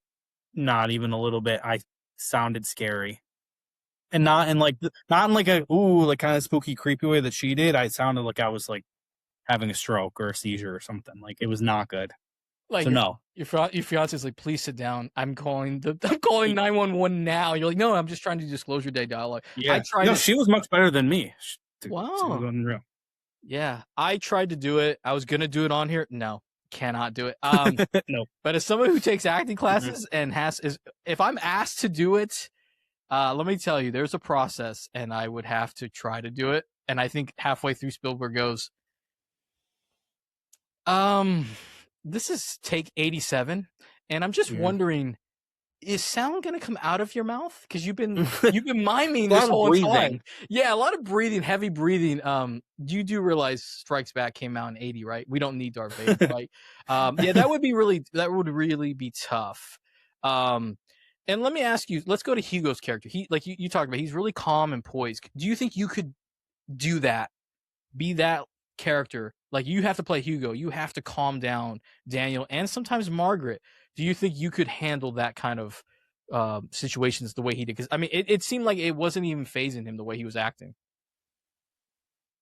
I look at it as if he's interacted with the aliens by this point. So he is so steadfast and sure that this is how it needs to go and how it will go, and that he knows these two have been imbued with the powers that will allow them to make the aliens' presence known. And he's so if I had all the knowledge and I had an alien telling me or sitting next to me being like, dude, chill, like this is how it's gotta happen.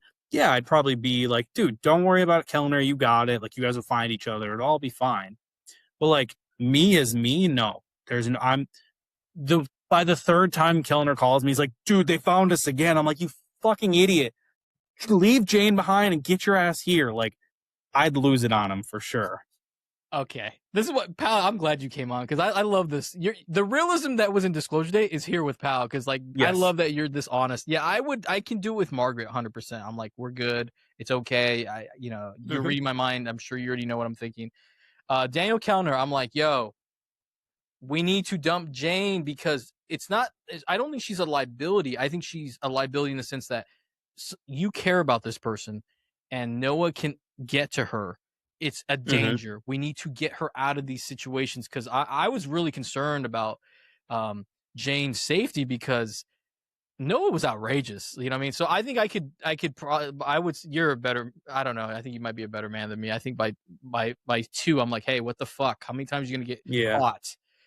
Right. Literally, when I say break the phone, you do realize, I mean, as soon as we're done, break the phone. Yep. Like, you know, yeah, I have to say, Coleman Domingo really played that character well because, I mean, he met aliens, he knows what's going on, and he's just like, there's a zen about him that I'm just like, Yeah, maybe people do know. So speaking of that, Disclosure Day, you are Mhm. Daniel Kellner's character. You find out about that there's aliens have visited us. We've used them, their technology. We've apparently treated them like shit.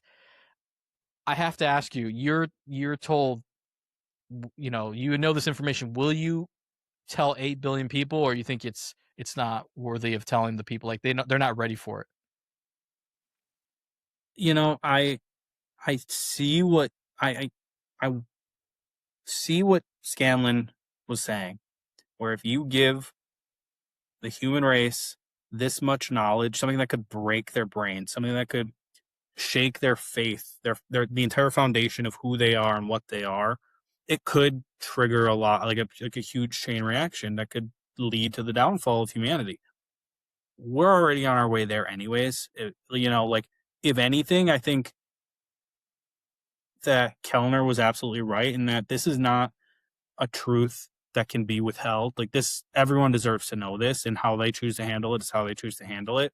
It's knowledge. It should be for everyone, and if anything, it could kind of shake people to be like, "Holy shit, we are so small and insignificant in this universe. Like maybe I should treat other people better, or maybe I should treat the planet better." Like the cosmic insignificance could kind of break people's brains the right way.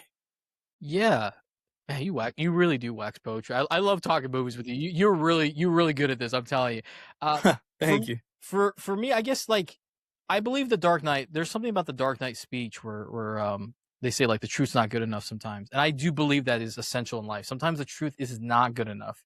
In Hmm. this situation, the truth is good enough. I think we need to know because I've heard people say this all the time. Like, I think some of the technology we're getting has to be alien because it's crazy how like something like 5G, like the way like things are coming out, like how do we have this technology? And I'm just like, Right. I don't know. Why are you asking me? Like, why is the Patrick the guy you're like, I need to bounce this off of? But yeah, I think the truth needs to be known because one, it seems like Wardex is making a ton of money off this, and I get what Noah's not wrong. The world would lose their minds with this, but I think it has to come out because at some point I think it's you're not going to be able to contain it, especially when we're watching Right. the footage. I mean, Right.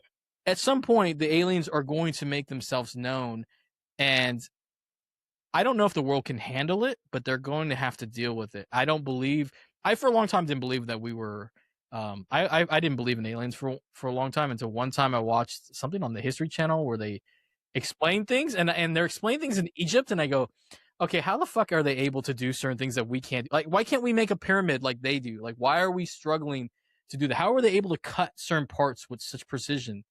I'm like, somebody had to come down here. Why are all the pyramids one way if they could never meet each other? So, yeah, Sure. I think we need to know the truth, and I don't think Daniel Yeah. Kellner was wrong. But speaking of Noah Scallon, what did you think of him as a villain and the Wardex? I mean, because those people were crazy the way they were working overtime trying to prevent this. Like I said, I think I understood them to a degree. With villains, especially when they're government adjacent, especially nowadays, it's important to show some level of nuance in the sense that these people shouldn't be trusted fully. Like your government, it probably isn't working in your best interest. You should ask questions, and that's not to say you should be a crazy conspiracy theorist where every single thing they do or they tell us is a lie or a cover up or whatever. But there should be a healthy amount of skepticism. And I know they weren't officially government, but I mean, we saw the president showing off these aliens to his friends. So I think they were real in the sense that, yeah, there are some uh, black ops, off the books companies hiding a lot of shit in our country and in our world. Um, are they doing it for the right reasons? They might think so. They might go to bed and tell themselves that. Is it the right thing? That's up for debate. But um, I think that Kellner's side of things made sense too. But just to circle back on your previous question, I think the biggest fear if I was Kellner would be nobody would believe it. If somebody today dropped that footage, it would be people would say it's AI, it's a YouTube video, it's an ad for Frito Lay. Like, there's no way that people would collectively be like, "Holy shit, aliens!" You know. But I think the villains were exactly what they needed to be at the end of the day, and it's nice in this day and age, in the political climate that we're in now. Is yeah, there should be a healthy distrust for our own personal government.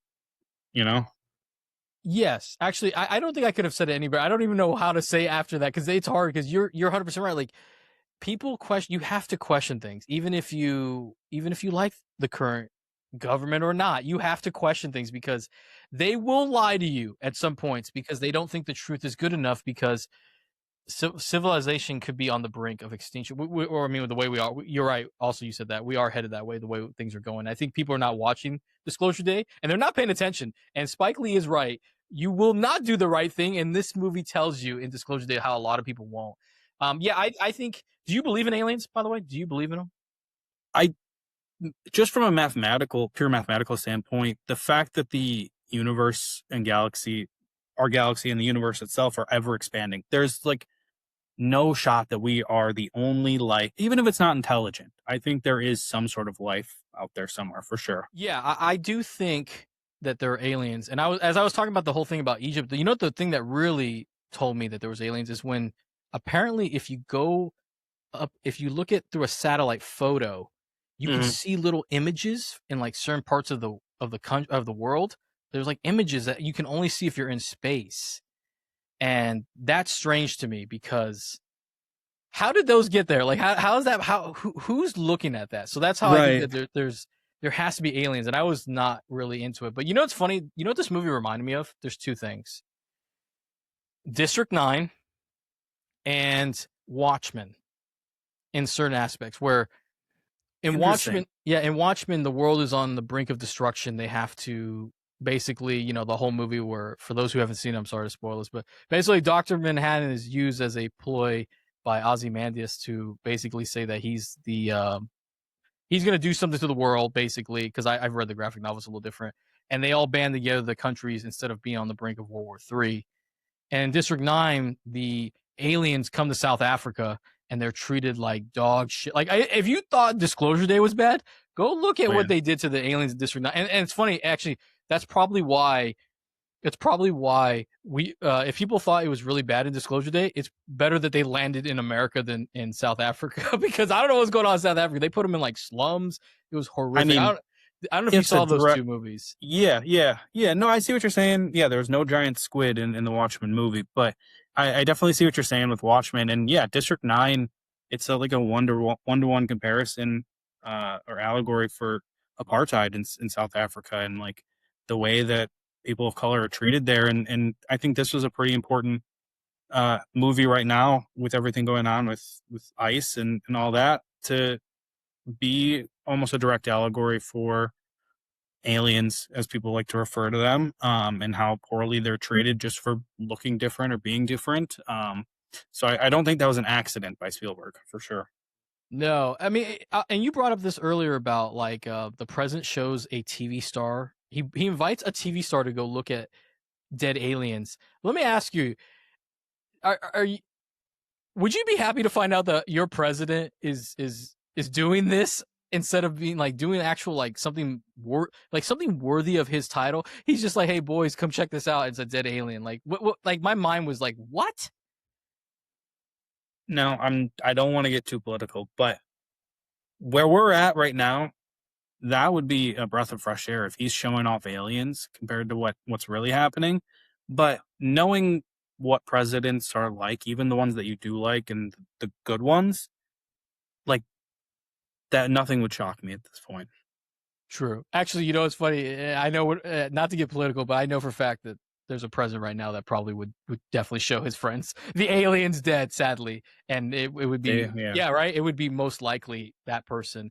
Um, what did you think of the action sequences of the movie? Because there's some decent action sequences in this. Yeah, they're pretty few and far between. I think it is a pretty drama heavy or drama forward movie.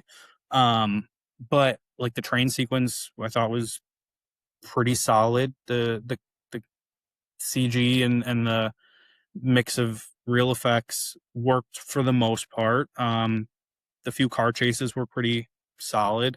Nothing to write home about in terms of action, but that's not what I was coming into this looking for anyways. So I think the way it was marketed, try to say that 5 times fast. I don't even think I said it right. Led a lot of people astray. A buddy of mine was like, dude, I went into it expecting kind of more of like an action thriller type deal, the way that some of the marketing was cut together. But overall, I thought it was fine. Yeah, I mean, the only thing I'll say about the action is maybe Daniel Kellner may not be the best guy to drive when he needs to get out of a situation, because he was struggling. But I did like the sequence Through the house. The through the house sequence was cool. The train sequence was pretty cool.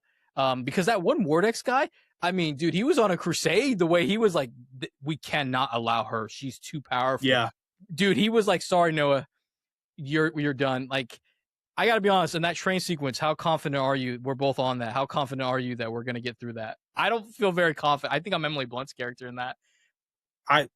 We're not even getting on top of the car. We're getting absolutely demolished before we can even get out of it. Yes, thank you. Pal, you're perfect for this podcast with these kind of questions, because there's no way we're making that. And, speaking of Noah Scallon, we're talking about the villain, though. There is something interesting about this movie that kind of enhances his villainous side, is loss and trauma and what it did to him in the work area, especially with somebody he was close to, like Hugo, who behind his back for 5 years is basically more in touch with the alien because Noah lost his humanity when his wife died. What did you think of that aspect? Because I thought that was really well done how they brought that up. Yeah, I don't think we've touched on Colin Firth much at all. I thought he was a really good villain. And he has a pretty gentle demeanor, I'd say, especially in the kind of movies that he typically does. So to see him in kind of a more villainous role, it made sense to give him softer edges. He's not evil for evil's sake. He believes he's doing something right, and he did kind of lose it after losing the person closest to him.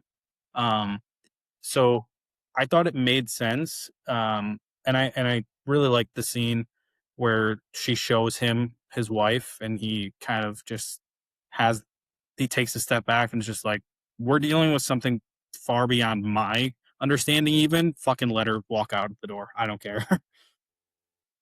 Yeah, that shot, by the way, when you see the wife and it turns to Emily Blunt, that is, man, the cinematography is nuts. But yeah, the loss, it's funny is I think for people, they don't realize how big of a deal loss is to people. Like, when we lose somebody that means the world to us, it could really, we make jokes about villain arcs, when someone gets rejected, like, oh, they're entering their villain arc.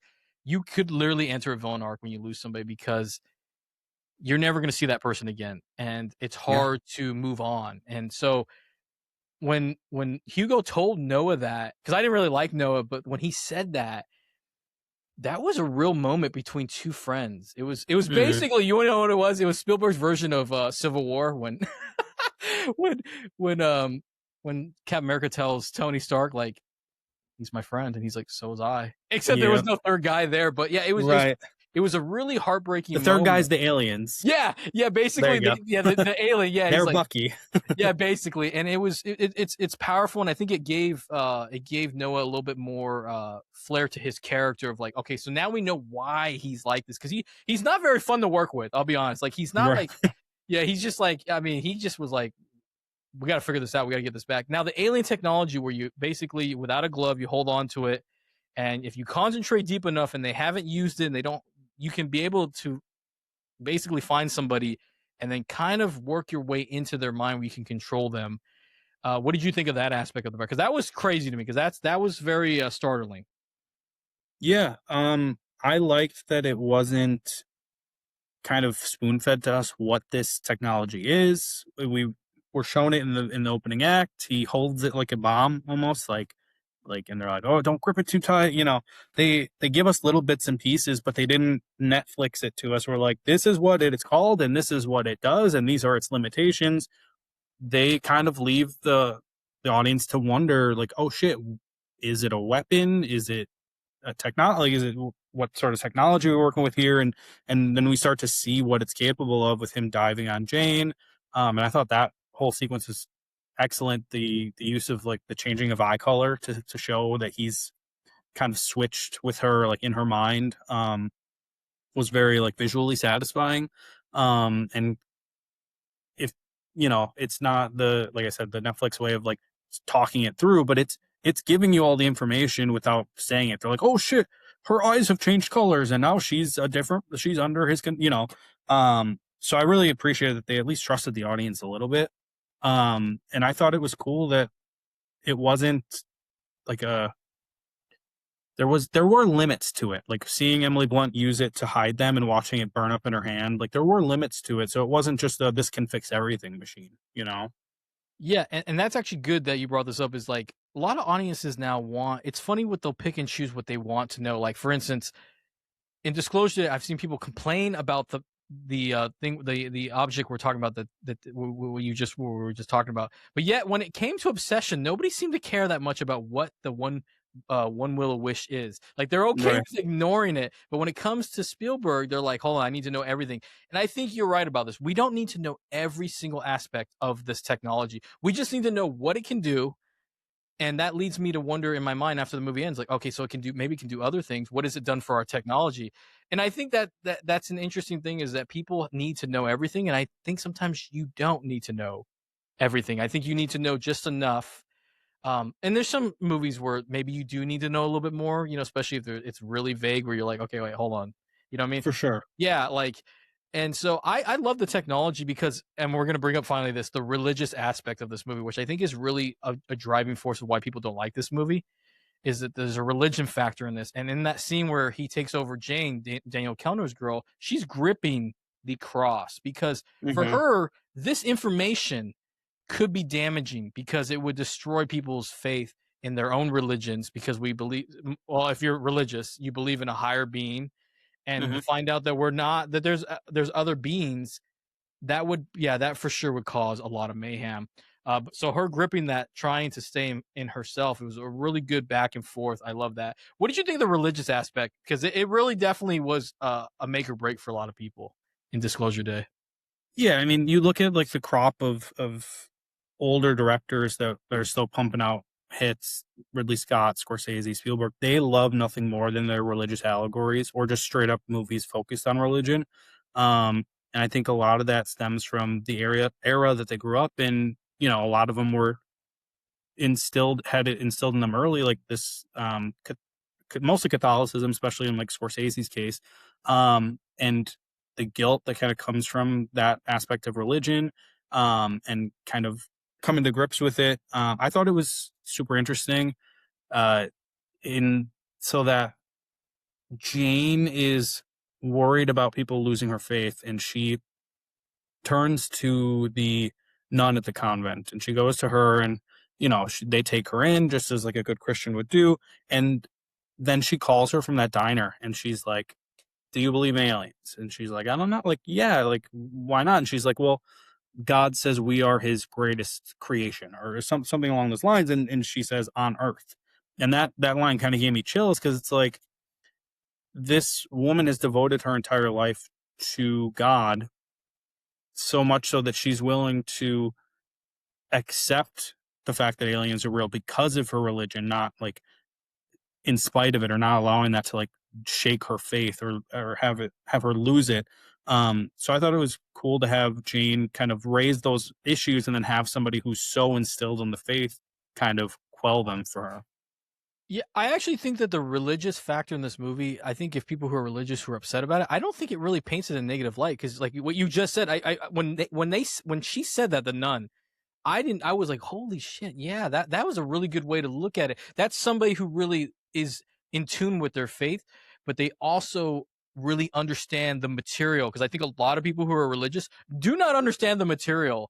And when Or they like to pick and choose, and say, hey, God says you can't do this. Meanwhile, I'm going to do this, even though the Bible tells me not to. And a lot of people, you prop up the Bible as a reason to hate. And I think that was kind of what Spielberg was trying to get at, where Jane's worried, like, hey, this will make people scared and afraid or angry. And somebody who, I think the actress's name was Elizabeth Marvel. She tells her, like, no, like, they are also God's children, basically, is what she's trying to get at. And you should come at it with an open heart and an open mind, and do with it, like, take it as it comes sort of thing. So I thought that was, especially now, I think that was another important message from Spielberg. Yeah. I was like, can we get her to teach everyone? Like, Right. because she understood things, and I agree with you. Yeah, with I'm not religious myself, but I think that that there's nothing wrong with religion. If that's for you, be my guest. But I think a lot of people, like you said, they take it as what they want for certain things, and then they don't do it for other things, and they use it to their advantage. And I think that's why they fail in their religion, depending on whatever religion they are. And so in this movie, we also get a life lesson here, was when we find out what Jane's issue was, because she was going to be a nun, and then it didn't work out. And she was like, you didn't lose your faith in God and religion. You lost your faith in people. And that really, like I said, I don't know how people don't think that there's a story in this, because I'm like, that is exactly what this movie's about, because it's about empathy. Right. And it's not just empathy for us humans, it's empathy for everybody. And speaking of that, what did you think of the empathy aspect? Like, do we need more empathy in the world? I'm going to say yes at a time. All right. So I'm not going to try and get up on a soapbox too much. But I mean, long story short, like, yes, we stray further and further away from being empathetic and from allowing people to, I guess not allow, but just, yes, we need more empathy. It's really hard to wake up every day and jump on social media, especially when nowadays the algorithm is monetized to give you the worst of us and show you the worst of us and make you angry and make you upset, because then you're going to use the platform and tell everyone how upset you are, which in turn will have people tell you how much of an idiot you are. And meanwhile, we're stuck in this cycle, and they'll just keep feeding that content back to you. So it's hard to wake up every day and be like, fuck, people suck now. I don't think that's necessarily true. I think we're kind of, like I said, fed the worst of us intentionally. But also, we are like in this weird post-irony world right now where everyone's too cool to be empathetic and everyone's super apathetic about everything. Nobody cares. Nobody's passionate about things anymore. Trying too hard is seen as cringe. Like, it's a really tough place to be in. And I do think that we're realizing that as a society, and we're kind of coming through it. But it's just, everything's turned into a meme now. Nothing's taken seriously. Like, it's draining. So yeah, we need more empathy. Yeah, I gotta say, man, pal, you are the man. I'm not kidding. Like, that is exactly. I've always been empathetic. Even sometimes when I went through some shit, man, those last 3 years that I hate people. But then I'm like, dude, like, I see somebody going through something on Twitter, and I try to reach out, because I'm like, dude, I know what it's like. I know what it's like to be. And the thing that people fail in this world, that's why we do need more empathy, is life is like a dishwasher, or like when you wash clothes. If you continually repeat the cycles of the traumas that you went through, or how people treated you, we will never be better in a society. We're just going to make it worse. Like, when people always say this, I don't want to be like my parents, like how they did it. You become your parents, because you get to a certain age where you're like, I don't care anymore. And that's why I'm like, people need to stop and think and be better. And basically, we're going to listen and bring it back one more time. Watch Spike Lee's Do the Right Thing. I'm begging you, and listen to what he's telling you, because you're not listening. And so, yeah, empathy is a big part of this movie. And I think it's important that this is brought in to this movie. And I mean, you go to movies, you go to like showings of older movies, and people laugh in moments where there's like true sincerity. And it's like, it's not cool to be sincere. It's not cool to care about things.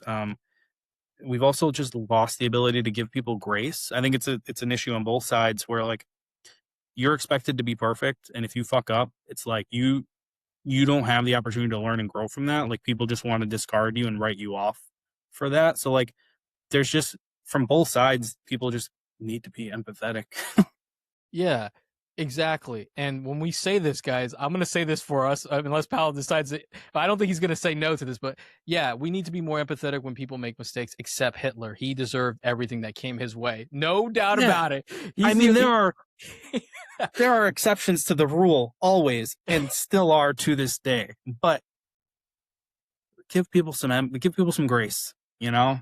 Let people fuck up, and if they're true about their intentions to remedy it or become better from it, I'll let them. Let them. Yeah. And so this is an alien, like, so basically people are going into this movie as it's an alien flick, but they're like, what we're talking about here, there's so much layered in messages. I never felt it was too overbearing, but like, do you feel that there was enough alien aspect for you in Disclosure Day? Yes. I think it's similar to a movie we mentioned earlier, Cloverfield, where it's like the less you show of something, the more effective it is.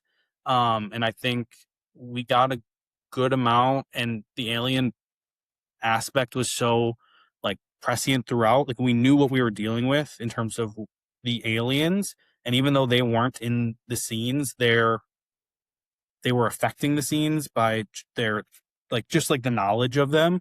And so when we finally do get like a real scene with it at the end, it made it that much more like the payoff felt better.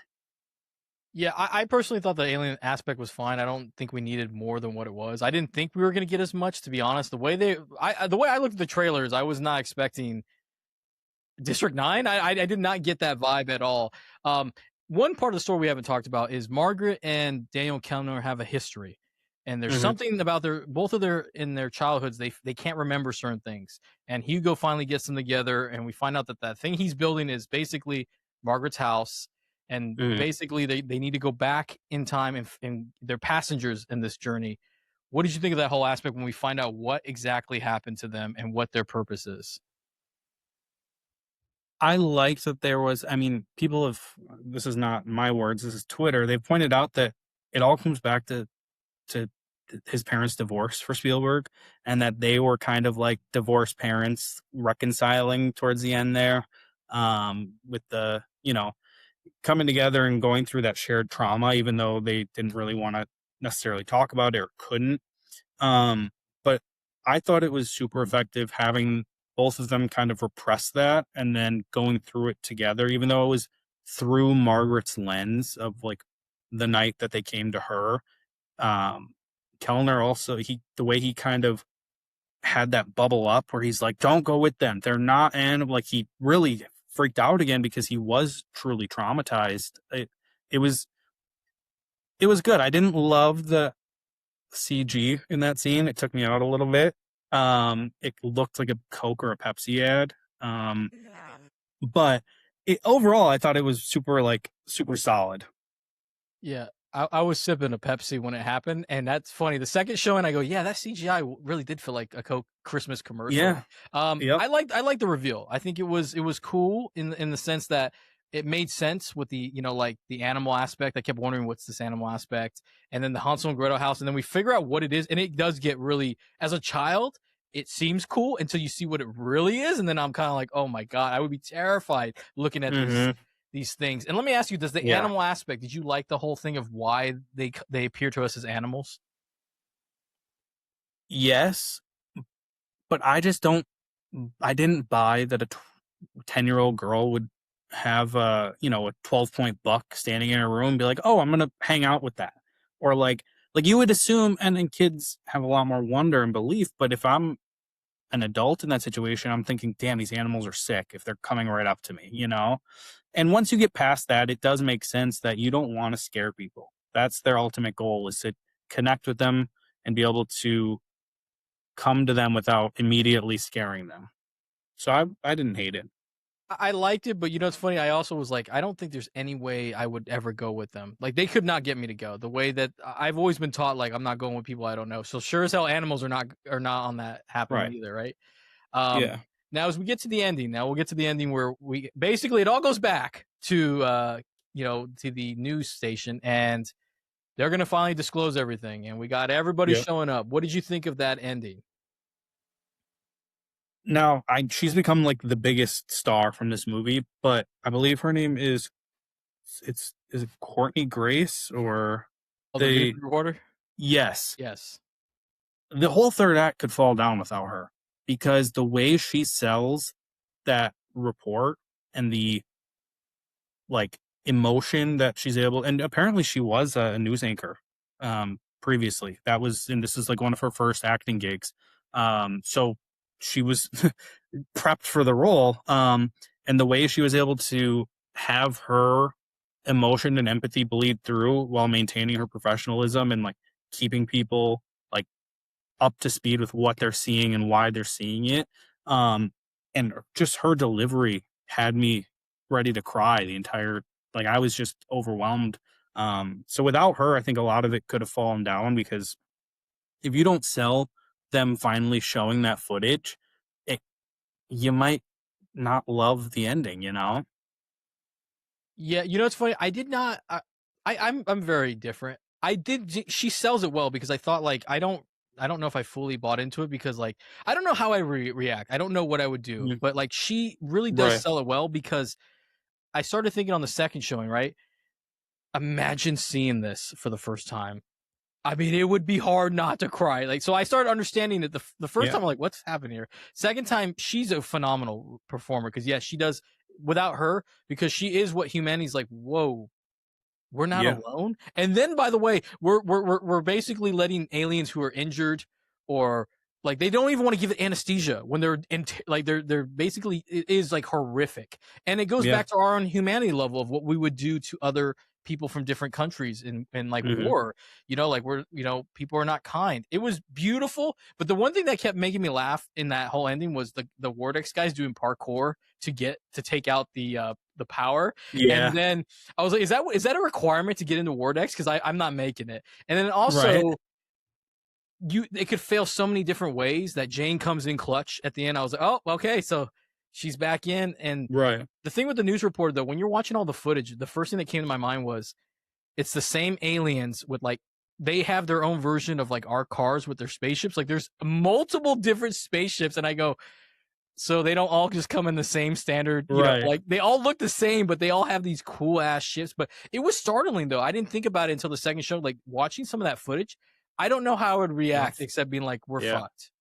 Yeah. Because I think aliens, by the way, those aliens are the coolest aliens ever because their patience with us is unbelievable. They deserve to drop something on us the way we were Yeah. treating them.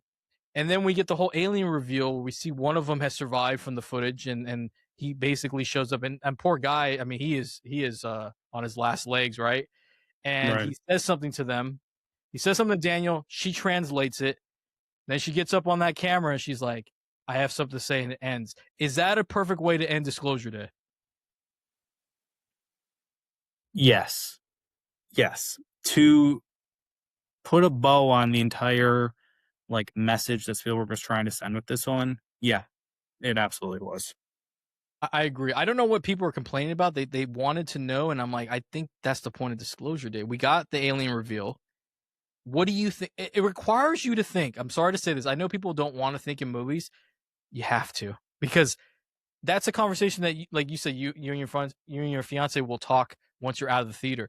That's a perfect conversation for anybody who watches the movie. Like, what do you think? What is said? Like, what are you thinking? Because at the end of the day, you're like, I just got all this information, and Right. so I personally thought it was a good ending. Now here we go. I'm curious on this because you really love this movie. Out of 100%, what are you rating Disclosure Day? So on Letterboxd, I I've always given movies a rating out of 100, and I'm really I'm thinking about stopping it because it is kind of a reductive way to look at film. And sometimes I think a movie, objectively might be one number, but I didn't personally love it or whatever. But I still do it. A 90 out of 100. I thought it was, for me, I'm willing to overlook any faults that it had because of how magical it felt. It was more about the feeling than anything else. Yeah, I gave it an 80 because to me, I thought it was a solid Spielberg movie. I had fun, and it really made me ponder life, thinking about the Yeah. things that I haven't thought about in a while. And also now when I see animals, I'm kind of nervous because I'm like, am I getting technology? Because if I do, can I choose Margaret's powers? By the way, I really would like those, but I have a feeling they're Right. giving me the mathematics. Now, is this a film, Disclosure Day, is this a film that you will rewatch and buy on physical media if you collect? Yes, I do collect. We have, if you could see right next to me, we've got about 4 or 5 tote bags full from Barnes & Noble because we ran out of space to hold them. So we just keep buying them, and now they're just sitting in bags. Yes, I have almost bought or pre-ordered it a few times over the last week, but Vinegar Syndrome had a sale at the beginning of the month that I kind of splurged on, and Criterion's sale is next week, so I'm kind of saving for that. I will buy it eventually, and I've been trying to get my parents to go watch it. They don't see many movies in the theater, but if we badger them enough, they'll come. So I think I might go rewatch it with them. What about you? I know you've already seen it a second time, but yeah, I have a friend that wants to watch, and I just told him today. I was like, if you want to do it, I'll totally will watch again. I definitely will buy it. I mean, we are living in a time where Steven Spielberg, at 79 years old, is still making good movies. heaters. Yeah, and Heaters. instead of crying about movies that you don't like, just be like, dude, he's still at the top of his game. He is the Yep. man. So yeah, this will answer the last two questions here. Is Spielberg, is this your favorite sci-fi movie by Spielberg, and do you still think he's a great director? No, because E.T. will seeing that movie as a child is one of the most like special things you can do for a kid. I think it's like a perfect, wondrous children's movie. So that'll always be number one for me. And yeah, seeing this and The Fabelmans back to back, it's like not only does he still have his fastball, but like if he really wants to, he can kind of reach back and get up to triple digits with it still. Like he still has it. Close Encounters of the Third Kind, I think I like. I just saw that in theaters a couple months ago. I really like that one a lot. E.T. is awesome. I can't lie. Yeah, it's hard to put those two over Disclosure Day for me, but still good. I still think he's a great director. I just want to ask you, what is happening on Twitter or film community or just audiences where they're convinced that he's washed, that he's no longer got it, he needs to retire, this movie's crap. Like, why do you think people are really taking this so personal with this movie Disclosure Day with Spielberg, and question his legacy of whether or not he's a GOAT? And I don't know if this is true for everyone, but people aren't actually mad. People don't care. But because it's a big movie and people need to get their takes off and they need their engagement and they need the views on their YouTube videos, this will be the thing that they hate this week. I mean, Supergirl comes out next week. Oh, Millie Alcock, I am so sorry for what you're going to have to go through yeah. because they will move on to that. And it's, it's become its own ecosystem of like rage baiting and being mad about something is the only way to get views and looks on stuff anymore. So like, I don't think anyone actually cares that much about this movie unless you love it.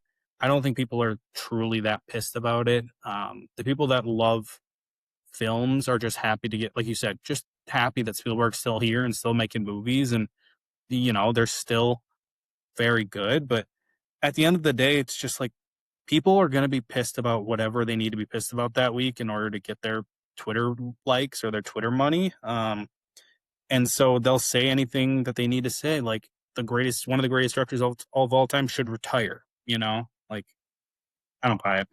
Yeah, actually, that's a really good way to look at it. I think you might be more. I think most likely that's the case. And I just want to say, when I made the on the Supergirl, I'm excited for Supergirl. I just because I know what is going to happen when that movie, Yep. because there's people are just going to hate it. But I think he is still one of the greatest. I think people neglect the fact that he's had so many decades of making great movies that a lot of the people that I have seen that actually don't like Spielberg are telling me like he hasn't made a good movie in a while, and I'm like, once again, I don't care if you think he didn't make a good movie in a long time. Jaws still puts him in GOAT status. Raiders of the Lost Ark puts him in GOAT status.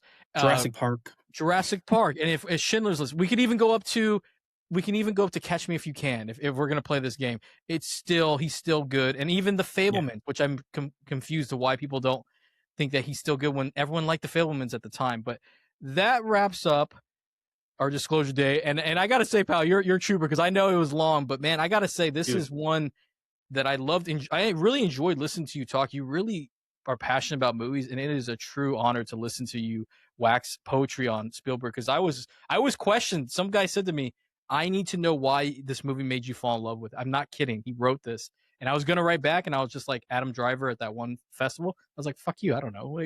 Right. Yeah, like, why am I going to explain something to you? I don't need to. But thank you so much for coming on. And if people want to follow you, where can they go? Letterboxd, Twitter, like, where can they go? Yeah.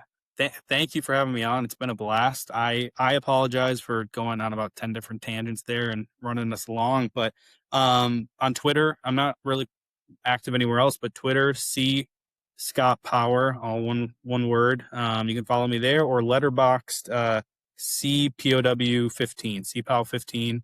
Come follow me and enjoy my terrible takes. Listen, you can do tangents all day. By the way, when you come back on, because I want you to come back on, it will never be this long, because that anytime. intro is always the longest, but I've always fought for my intros, because if I don't know who you are and we just do Disclosure Day, I will sit there the whole time being like, what is he about? You know, where Right. now going through all this, I learned that you love movies, and you're part of a power couple, and you love Blind Spotting, and I would never have known that if I didn't ask. So please follow Pal. I'm gonna always call him Pal, because I totally fucked it up in the beginning. Yeah. I wish I could keep it. Yeah, Pal. You has to come back on. Please give him a follow. And we can't thank you enough for being on the show. You really brought something to the show we haven't had yet, and I appreciate it. Dude, thank you so much for having me on. I really appreciate it. It's been a blast. And I really hope to be back soon, dude. Any movie you want to talk about, I'm game. Thank you so much, Pal, for coming on to the show. It was an absolute blast. And you know what? This episode was really special because I try to get to know all my mutuals as best as I can. And Pal and I really hit it off on this episode. And I'm so glad we met, because, this is a person who truly loves movies. And it was so incredible to hear the passion talking about Disclosure Day. It was a breath of fresh air, because I've heard nothing but bad things about Disclosure Day on Twitter. And to finally meet somebody who's a mutual mind, who is definitely coming back on the show, definitely going to be talking to them more often, because this is what I want to see in the world of movies. I want to see people who really love the art form. They love the media. They really love movies. And you can still love movies and still disagree on things without having to be a jerk about it. Him and I did not see eye on everything, but we had a great conversation, and it was awesome, and I had a blast. So this is the end of the episode, and thank you so much for tuning in.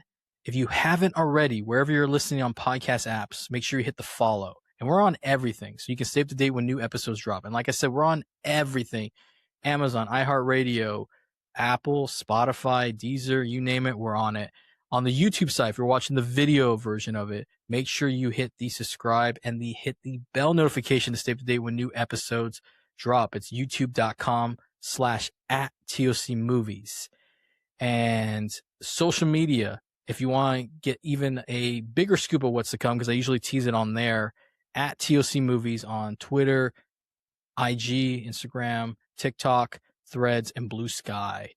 And of course, if you don't want to do any of that typing, just go to the link description, or the episode description, of whatever podcast episode you're listening to, whether it's on YouTube or through the podcast apps, and just click on the link tree and it'll take you to everything, so you don't have to do any extra work.